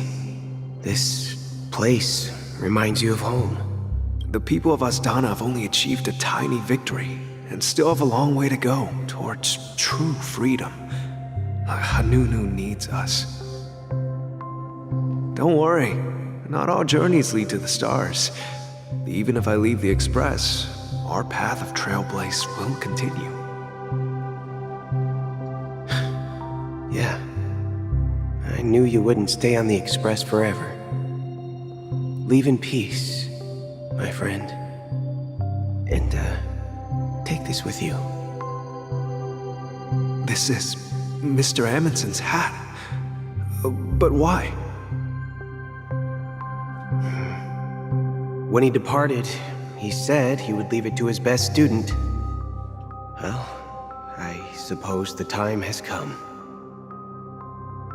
Farewell, legwork. Take care of Tiernan and Rosalina. And don't forget to write to us.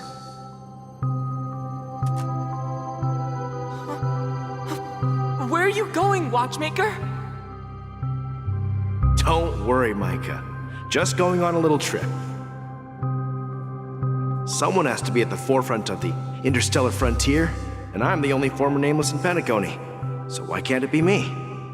Because you're all we have! Have you forgotten about Tiernan? The cosmos is way more dangerous now. What will happen to Penacony if we lose you too? But what will happen to Penacony if we don't find a way out? Ah, Tiernan. How could I ever forget him? I've spent countless sleepless nights asking myself why I didn't go with him back then. We Nameless won't stop. Don't worry, Micah. It's just a matter of getting back to my old profession. Just wait for me to come back. But if, and it's a big if I don't come back in one piece, then you'll become the next Watchmaker. Where are you going, old man? Oh, you're here. Answer my question. What are you up to? Relax, Gallagher. I just came up with a great idea. Wanna hear it? Oh, come on! Aren't all your ideas just ways to get yourself killed? I may be blunt here, but you're the last remaining hero in Penacony. If you die too, the secret of the Stellaron will go to the grave with you. Yes, I'm afraid there's no way out in Penacony, so I'll have to consider alternatives beyond Asdana.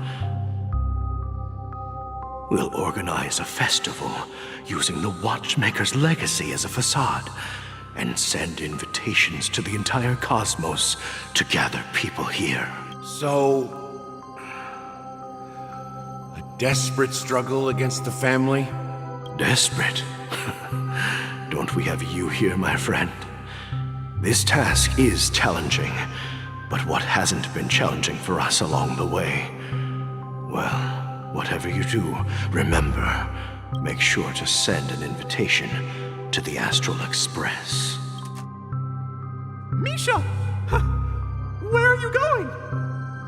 Oh, it's you, Clocky.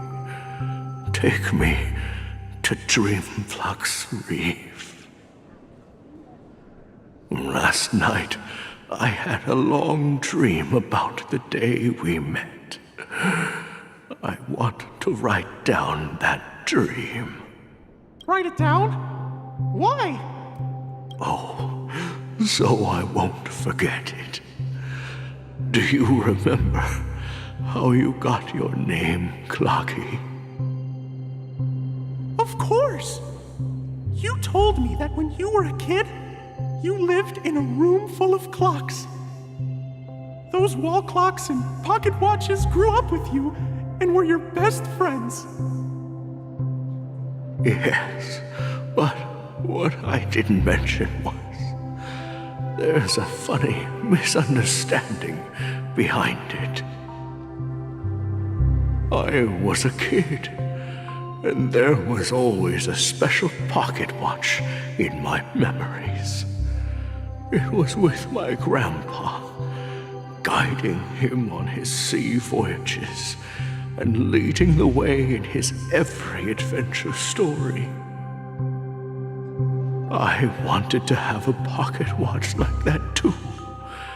And that's when you appeared in my dreams.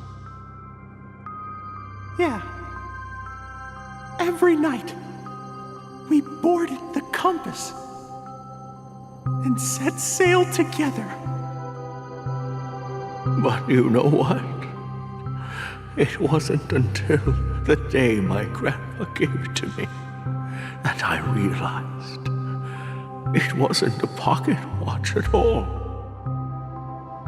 It was a compass. So, your name should have been Compassy, and the watchmaker is just a nameless. We've arrived at Dreamflux Reef. So, where to next? You know, Clocky, I don't think I'll be going anywhere else.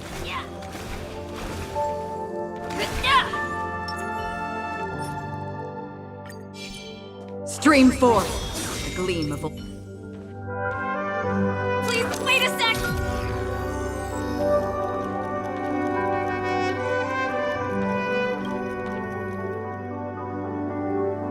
I've traveled far enough, and it's time for a little break.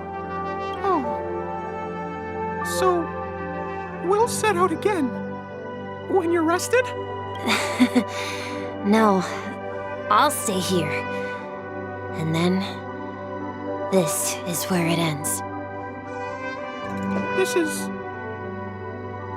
where it ends? What do you mean, Misha?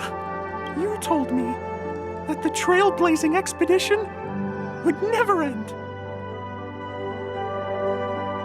Yeah, that's what I said.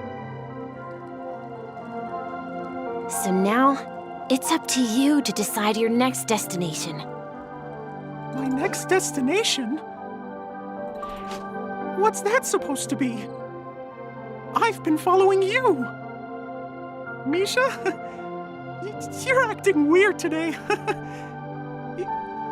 If you're feeling down, we can just do what we usually do. With the clockwork. No, I'm not feeling down. As for clockwork, yeah, it resolves all problems in this dream. So, do you know what clockwork actually is? I'm not quite sure. Well, everyone gets lost at times. They may hesitate and doubt which way to go. That happens in this dreamscape and beyond. But don't worry.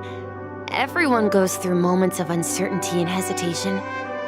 Eventually, they gather the courage to make bold decisions. Whether it's calming, joyful, angry, or sad, all they need is a little nudge to take that step toward where they truly belong.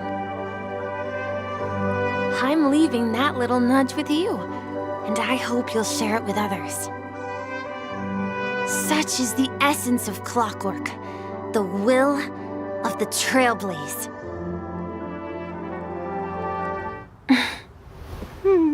Clocky's hands spin around non-stop, indicating confusion, frustration, and weakness. But ultimately, people still need to move forward. Just like your hands, always pointing ahead. This is where my journey ends. From now on, it is your path to walk. Trailblazing means taking paths your predecessors forswore and venturing even further. The Penacony in Mikhail's dreams does not belong to order.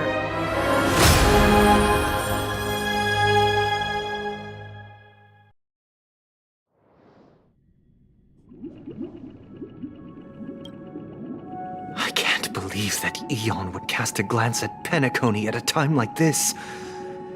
Is it because of the resonance from the legacy of the Trailblaze?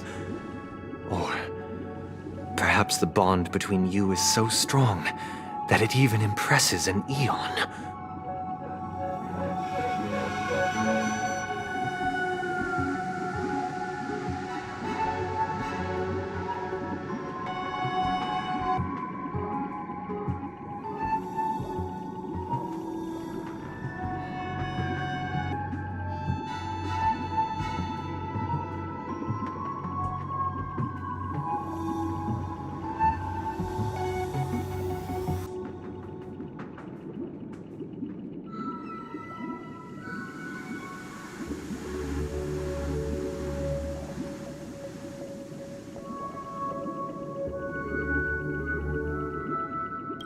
Well, there might be another possibility.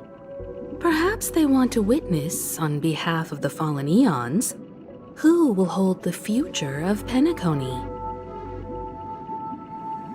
If that's the case, on behalf of the Dream Master of Penacony and the 107,336 members of the Oak family, I'm extending a formal invitation to all of you. I'm cordially inviting you all to the Penacony Grand Theater to participate in the upcoming Charmony Festival. And, of course, you won't be in the audience, but on center stage, since the future of the Stellaron, Penacony, and even the entire cosmos is at stake. Let's draw a conclusion there. In all fairness, if you truly believe in Akavili's path, then show me their courage and determination.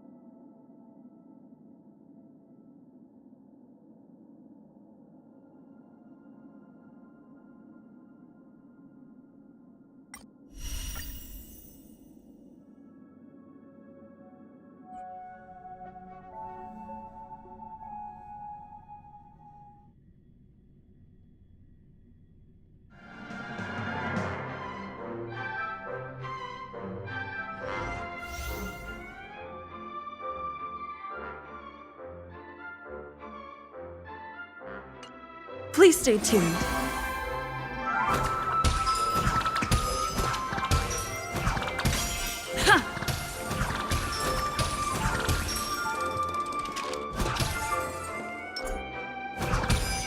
Please stay tuned. Please stay tuned. Please stay tuned. Please stay tuned. Please stay tuned. We need Please a stay strategy. tuned.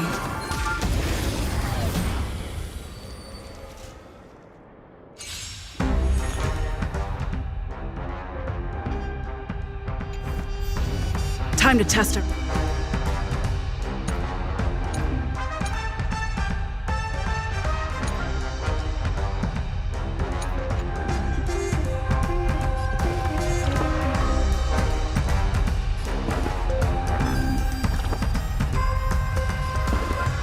Dreams do come true. Enemy targets detected.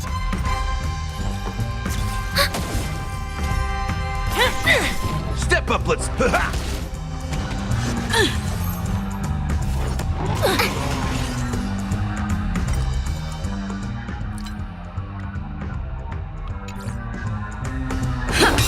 Commencing support. The mood is set just right. Let the show begin!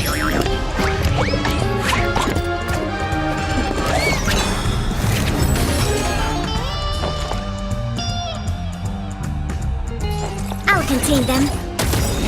Do you admit this crime? By the order of execute the Marastruck!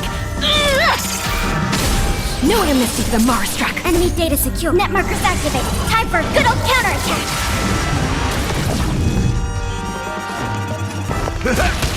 Rhythm get messed up. Let's improvise. Enemy targets detected. Do you admit this crime?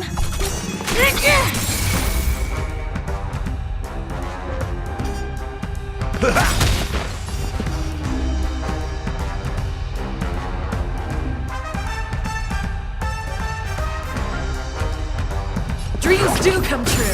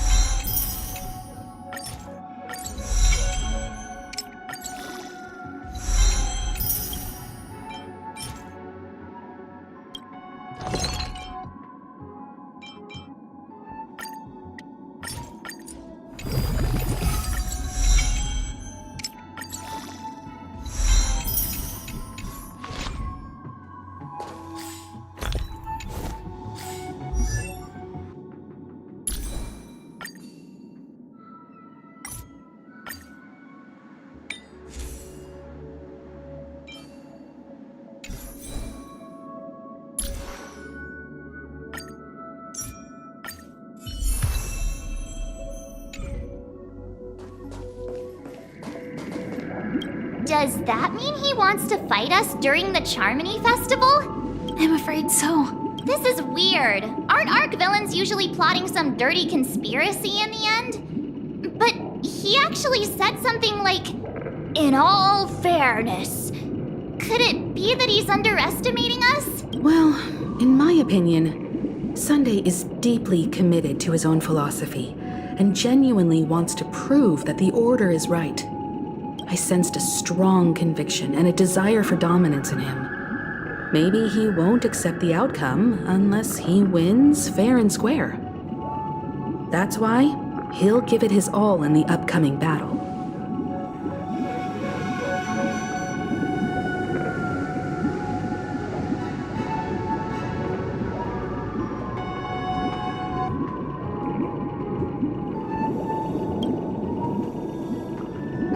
You.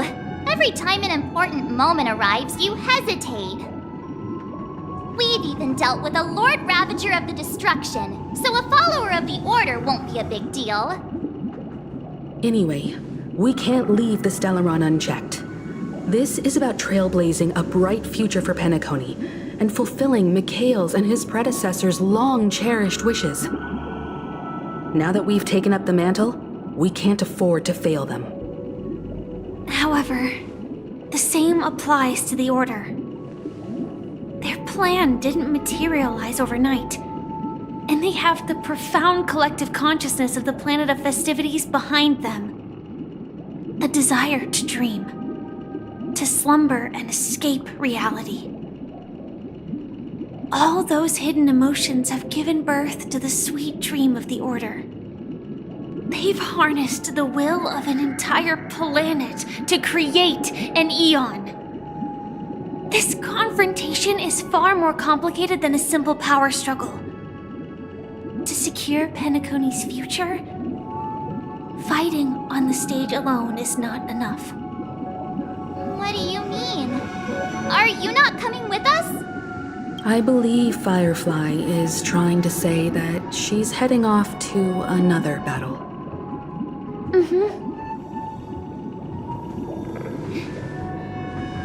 Before I left, the Destiny Slave told me that this journey would bring unforgettable rewards. Even though the script he gave me only had a few lines, I couldn't ignore them. Because one of the lines said, "I'll experience death 3 times in the land of the dreams." 3 times? This can't be serious, right? The first time was a painful death when I was stabbed by the Blade of Dormancy, which led to all subsequent events. The script will always come true, but in a way that will only be revealed when that page is turned. So now I've understood the meaning of my second death. And I am prepared to face it. If all goes well, my efforts will provide crucial support for you. Only by achieving victory in this battle can we secure a future for Penacony. And only then, my third and final death won't come true in the most terrible form. The most terrible form? Does that mean... The true death, where everyone in Penacony loses themselves completely in the eternal sweet dream of the Order. We must do everything we can to prevent that. Have you made up your mind, Firefly? Yes. Otherwise, I wouldn't be here. Thank you again for your assistance for the Astral Express. May we meet again, in reality. Yeah. Farewell, everyone. May your trailblazing expedition never end.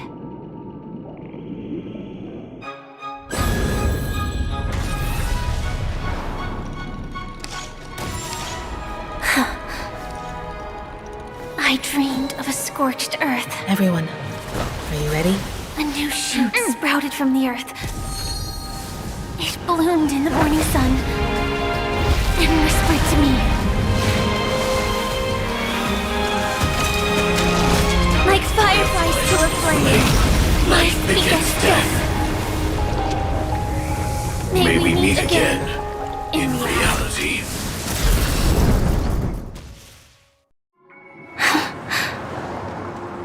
After today, Japella's name will disappear from cosmic history, and the Everflame Mansion will take its place.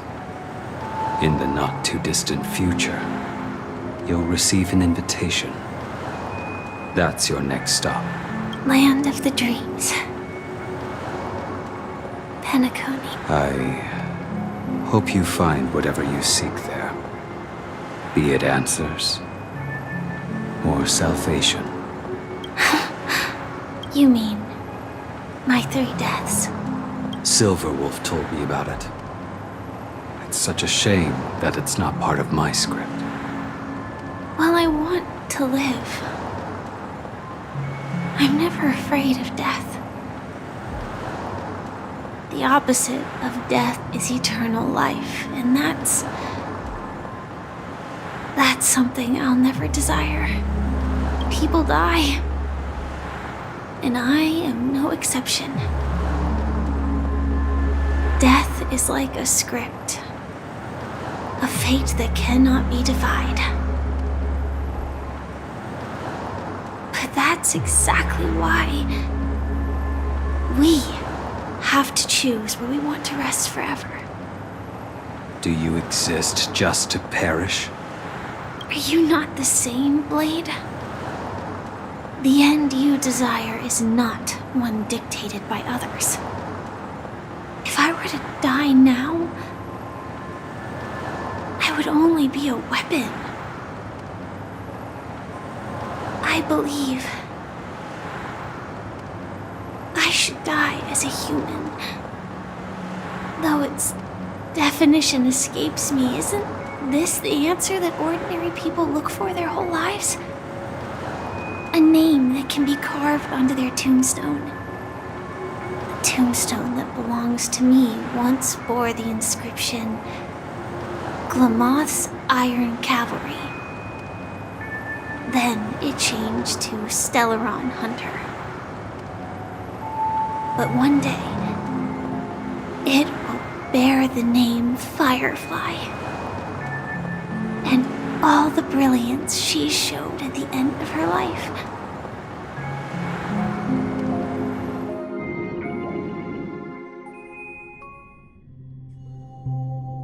That's quite unexpected, old man. Who would have thought your crazy plan would actually work? Do all you nameless fools just act on a whim? I can sense that this false sweet dream is coming to an end. The nameless may be young, but they had the ability to achieve this goal. Just like you did in your time. It's a shame you won't be able to see it firsthand. Maybe I won't either. Once something fictional is seen through, it ceases to exist. Yeah, not just those nameless. Even Mr. Wings is just like you. Stubborn, won't listen or give up, no matter what. Well, fate is unpredictable, I guess. If we weren't bound by those cursed paths, maybe we could have had some good talks. But in the end, we managed to do it. And now we can find solace. Remember how those idiots cursed us? They said, "Go to hell, you worthless traitors." Well, I don't know if they really meant it, but if longing for freedom means going to hell, then I'll be joining you soon, you fool. Let's get together and have supper again in hell. Oh, I almost forgot. There's one more thing. Here's to you. A glass of hello and goodbye, Trailblazer. To the imperfect tomorrow.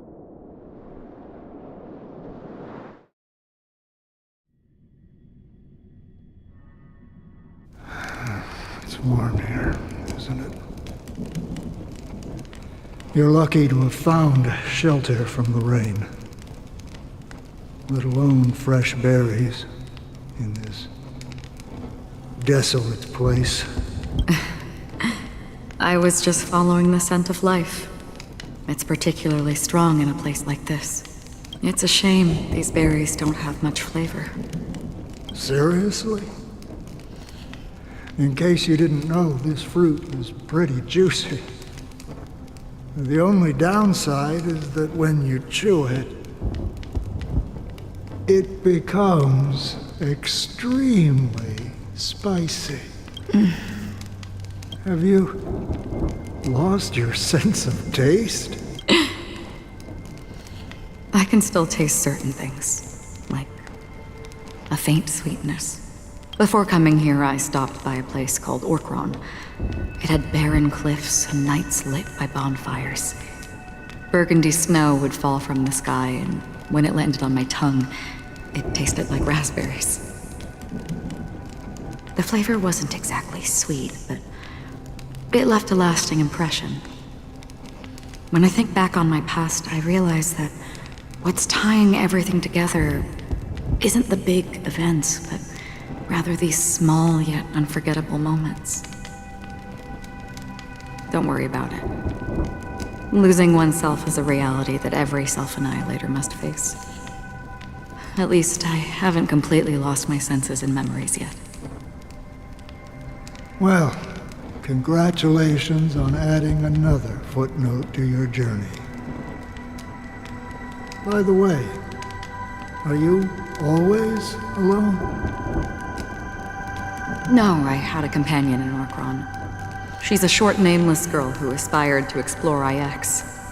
She always said she'd walk a path deeper and farther than Akavilis. Quite an ambition for such a small girl. So, what happened? She became stagnant water. Well, my condolences. Condolences. I don't need them. The girl left with a smile. She never regretted her choice and most definitely wanted me to say goodbye with a smile. So, that's what I did. That's proof that you're grieving for her. Or perhaps I'm just afraid. Afraid? I rarely sense that emotion from you. What do you fear? I'm afraid I'll forget the 30 days I spent with her, just like all the other days in my life. Most of them have already washed away with the rain, disappearing into an unseen realm. I fear that those vivid red memories will fade away too. There isn't much color left, and besides this faint, warm red, there's almost nothing. Hard to imagine. A ranger accustomed to bloodshed, destruction, and chaos finding warmth in the red color. Because I have experienced this warmth many times. Long ago, I promised someone that I'd bring it to more people. And that for every remaining moment of my life, I'd strive for a better ending for all. As long as this red color still lingers, I have a chance to fulfill that promise. It represents a burning fire, a blooming flower, the berries in this cave, and life itself, fleeting yet still dazzling.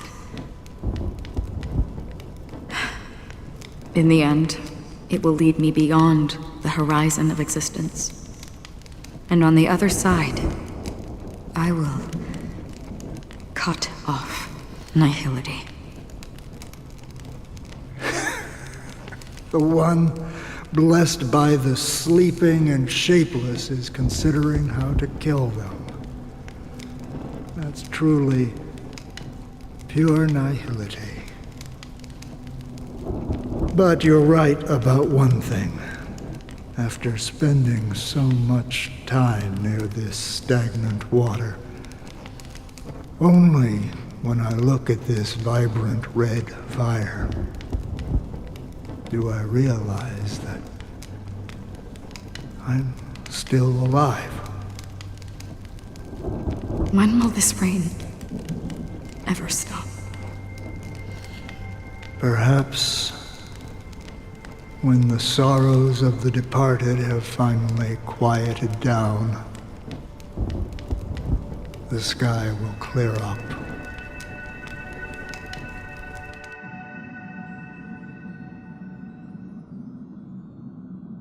Have you heard of a planet named Biari Scamandros, Don Hung? It's one of the Paradise Kingdoms under the influence of the Harmony. a sought-after wonderland for the inhabitants of the Dardanu major and minor systems. Half an Amber Era ago, the family held an unprecedented festival there. And after that, everyone on the planet became part of the family. Do you think the same thing will happen on Penacony? Yes. Or how else can we explain it? The family deliberately used the Watchmaker's invitation to keep all the Pathstriders here, but banished the Emanator of the Nihility. Because of the Nihility, I'm rarely affected by the power of other paths, but somehow I can unconsciously infiltrate them. Maybe that's the risk they're trying to avoid. I would disagree. Biaris Scamandros is not part of the credit system or connected to the Silver Rail. It's nothing more than a remote civilization sheltered by the Harmony. But Penacony is different. If the family messes with Penacony, that would be like declaring war on almost half of the factions in the cosmos. They have no reason to do that. No, they don't. If they truly serve the Harmony, that is. What do you mean?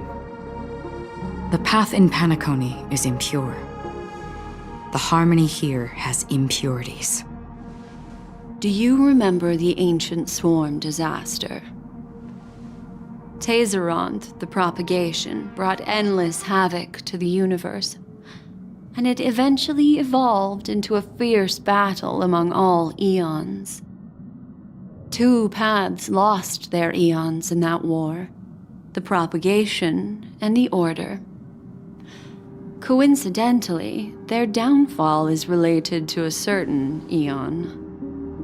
Shipe, the Harmony. Legend has it that they participated in the crusade against the Imperator Insectorum and devoured Anna the Order for unknown reasons. Holy forgaroni. So you're saying that the 2 leaderless paths are working behind the scenes? But I don't see any descendants of the propagation in Penacony. Could it be that the remnants of Beyond the Sky Choir are hiding within the family, trying to resurrect a fallen eon? I can't say for sure, but they're definitely planning something for the Charmony Festival. This is getting way too complicated. Is this why you want us to leave Astana right away? Are you giving up? The Charmony Festival will start soon. There's one thing that I need to confirm no matter what. A warp jump. Time is running out.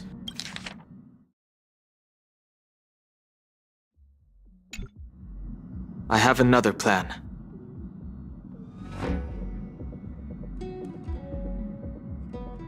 Hold on. Are you thinking of using the Jade Abacus of Allying Oath? Exactly. The assistance from the Lawfu Cloud Knights would be enough. Think it over carefully. You can only use that once in your lifetime. I have considered it thoroughly. My companions are... they're also once-in-a-lifetime treasures.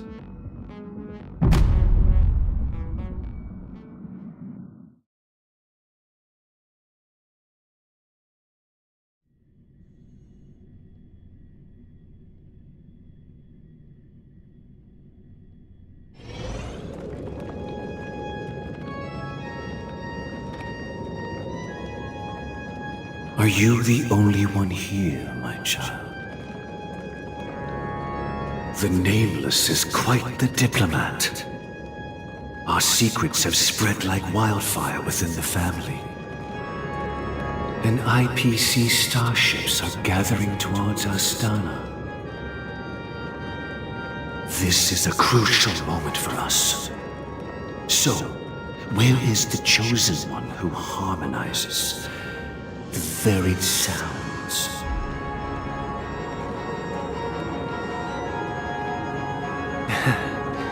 What do you mean, Master? I'm right here in front of you, aren't I? You know, she was supposed to be the star of the Charmony Festival in our plan. But the plan has changed. As her brother, I know she doesn't want to sing for the Order. So I'll take her place. You've always been wise beyond your years. I'm sure you understand the consequences of your choice. If you consider this a betrayal, well, there can't be two suns in the sky. I'll step up and take down the other sun if necessary. Do you believe in karma? If karma exists, then everyone has their own karma. You have yours, and I have mine. And my karma has nothing to do with you, Mr. Gopherwood.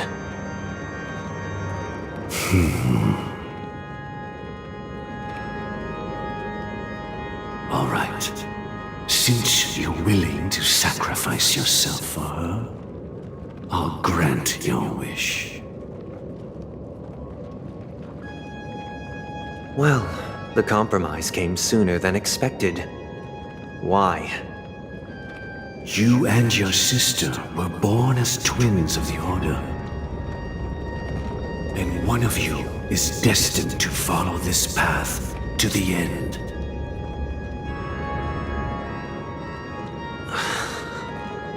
Is this part of your plan? Of course. You're still as clever as you were when you were a child. The opening is near. Go, my child. Seize the power of the harmony and reveal your karma.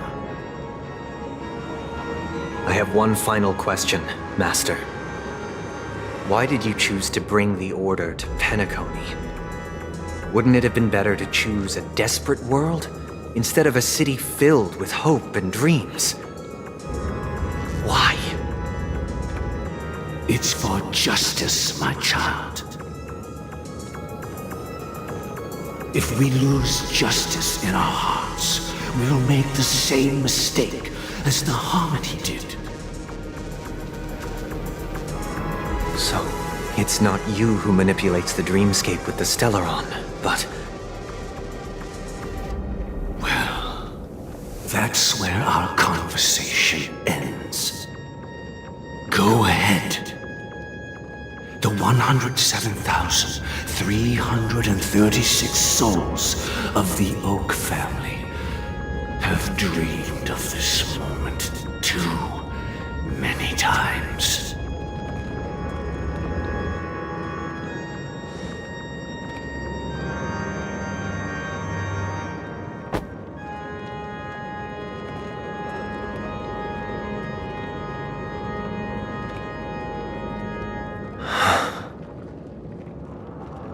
I shall ascend to the heavens, becoming the scorching sun. Bathed in my light, my people shall flourish, while all evil shall be eradicated.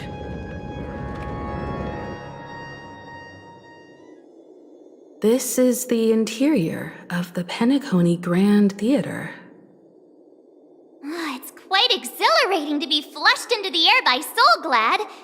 But why is the venue still closed when the Charmony Festival is about to start? And not only that, the entire theater is eerily quiet. No audience, no staff, no one around.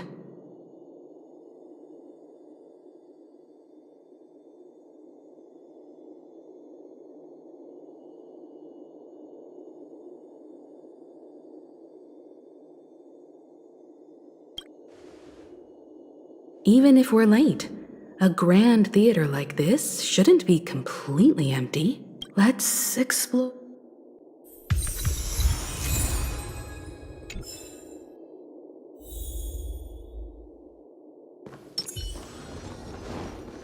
Stream forth, gleam bold bliss.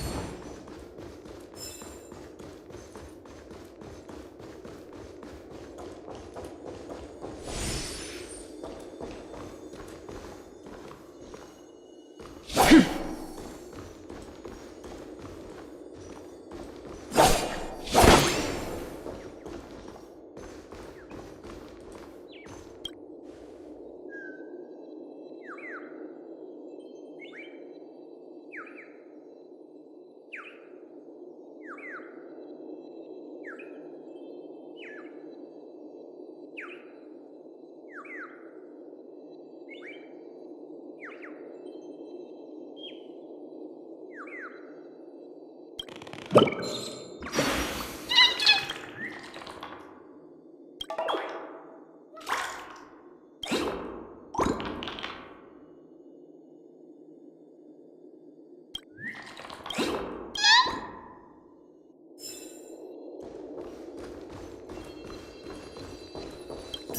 the atmosphere here is so creepy and unsettling. Even if there's no audience yet, there should be some staff around. Why is it so silent?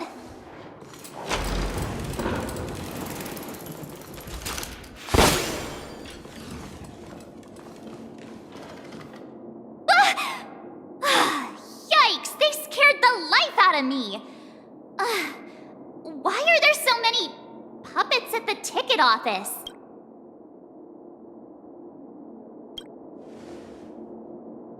What? You're so annoying. Stop scaring me. Are these puppets part of the stage setup? Even so, it's so eerie that the entire front hall is empty.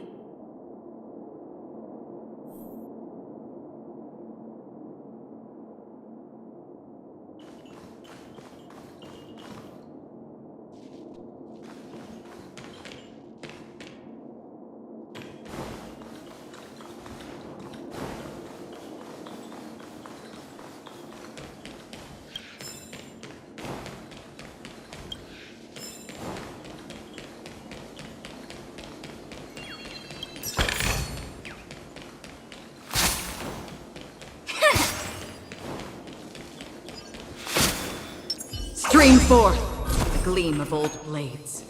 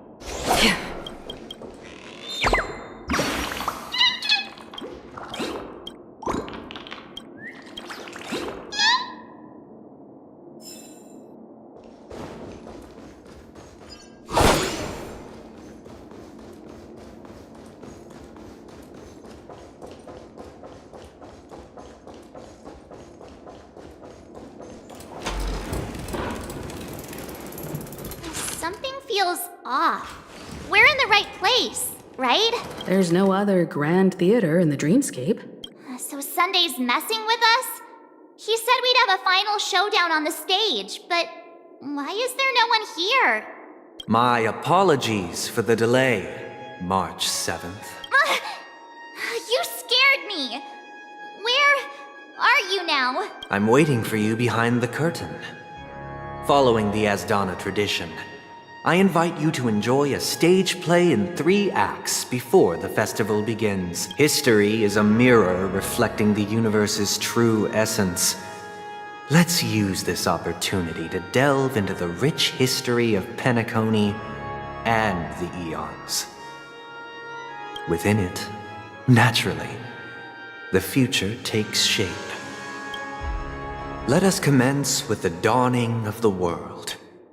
After the Dusk Wars, darkness veiled the sky, and chaos consumed the earth.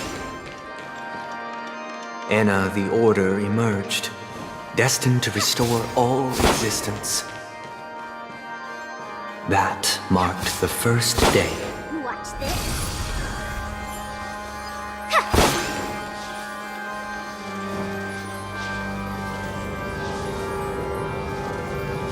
Watch this.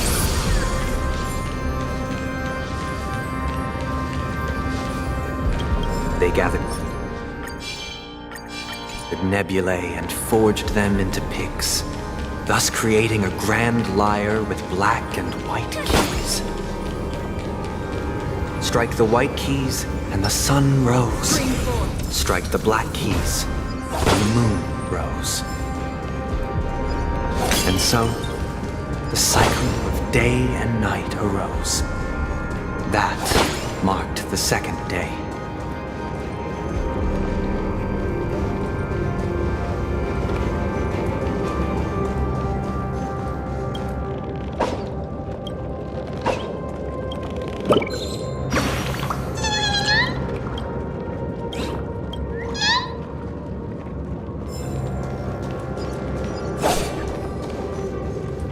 Stream 4. Gleam of old lands.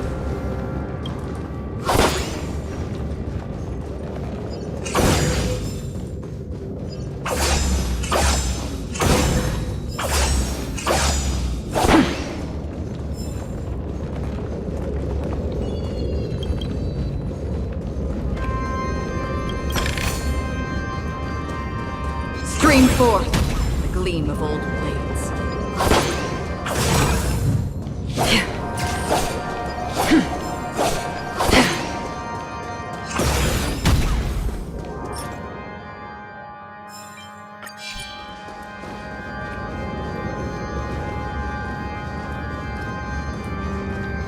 Stream 4. The gleam of old blades.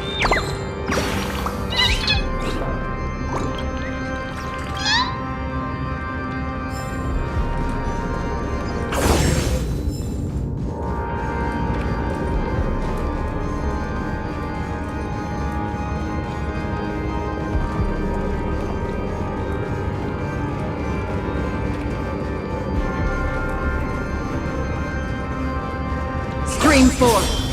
Gleam of old blades.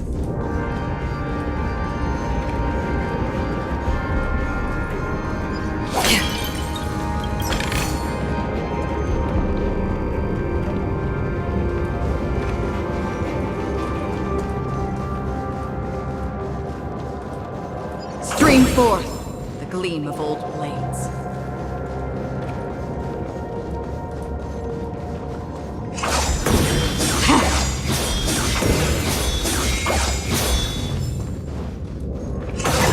Stream 4. The gleam of old blades.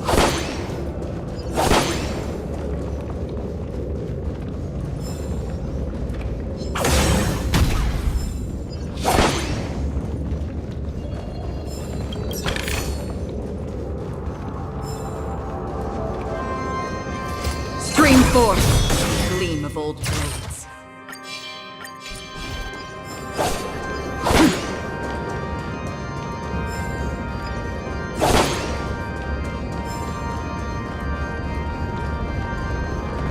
The puppets are gathering around the frame.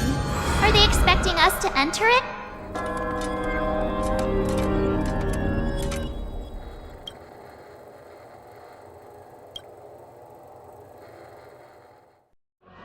Where are we now? The atmosphere here looks similar to Sunday's inner world. Perhaps this so-called stage play is created with his abilities. This act is named Ode to Prisoner. Given the atmosphere here, I believe it's about Penacony's past. I thought things were finally looking up as I managed to dodge prison during my recent trailblazing expeditions. But now it looks like I'll be back behind bars again.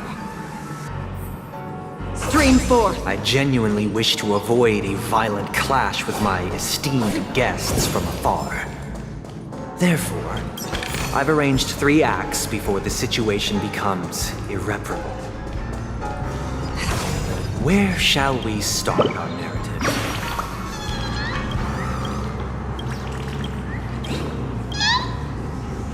Where shall we start our narrative? Well, let's start with the time when Penacony was still a frontier prison.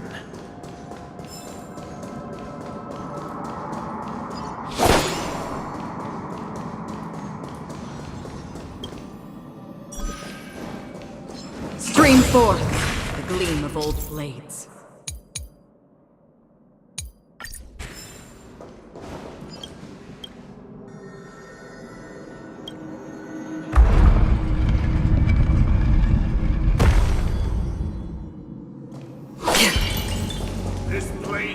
In 2147 AE, a prisoner named Hanunu ignited a struggle for liberty and emerged triumphant.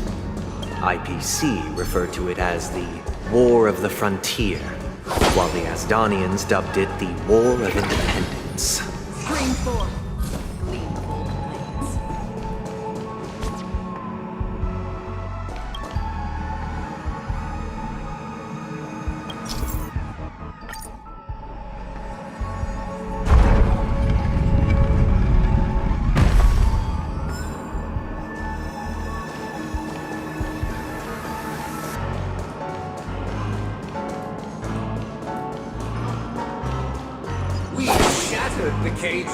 It's true that Hanunu was a legendary hero, but it must be acknowledged that while he bestowed freedom upon the prisoners, he didn't grant them true liberation.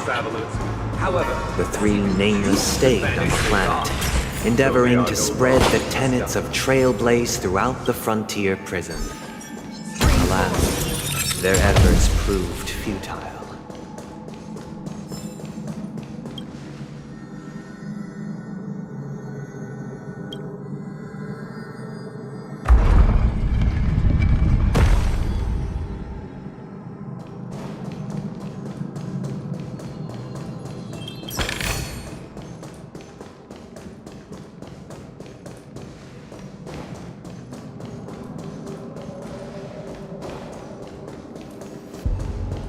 Stream 4. The gleam of old blades. Let's build another prison. Once again, Asdana was engulfed in war. This time, the enemies originating from within. The prisoners remained prisoners.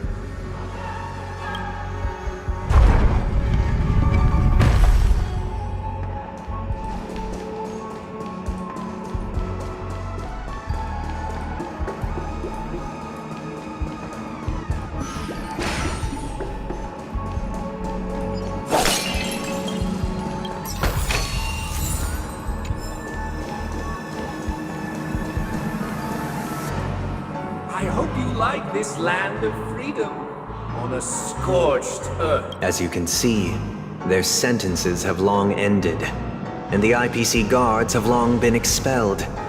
Yet, freedom permeates every corner, except fragile souls. It gives solace only to those who believe in its existence. Prisoners, this is my order. Learn the essence of freedom and teach your fellow prisoners to fight for their lives.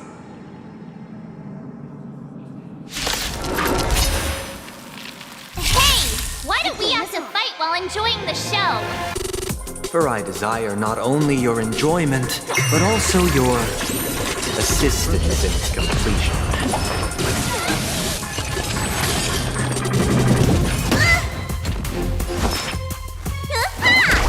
I'm on guard. I weep for the departed. It too shall fall. I'll go easy this time. Feeling spiffy? Free will, or was it Can fate? you find the answer? From still waters of oblivion. Lance ablaze! Lance forward! You don't look so good. Find him in!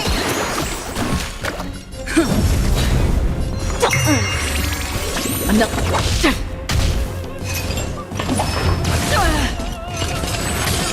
Need a doctor? Lance at the ready. Let's feeling spiffy? Free will, I weep for the departed. It too shall fall.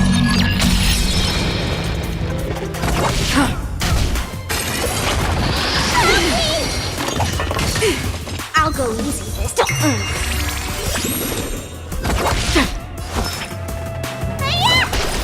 Let's go. Can you find the answer? What's in your prescription? Nice teamwork.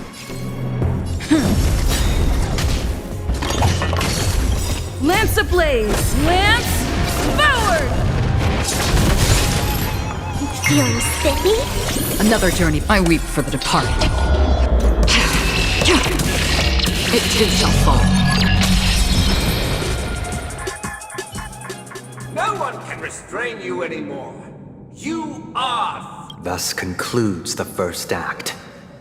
Amidst a raging war, the frontier prison headed toward becoming Land of the Exile. This must be how Penacony was constructed.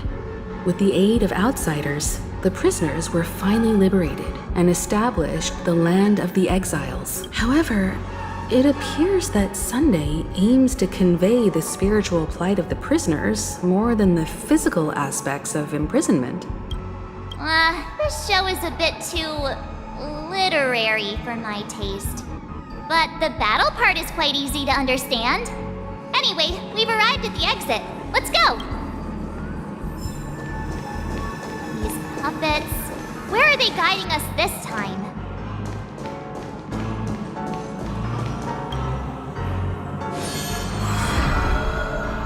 They transmuted streams of stars into inked nibs, creating symbols to be pronounced and counted. They molded stardust into flowing rivers, assigning the righteous upstream and the unjust downstream.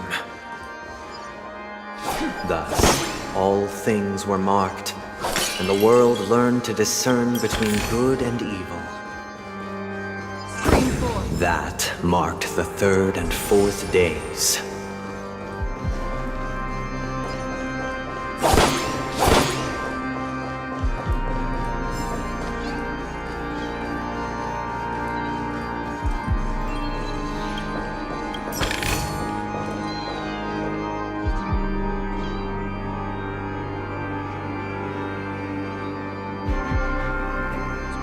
Gotta end it here. I'm gonna finish this tomorrow. And yeah, that's it.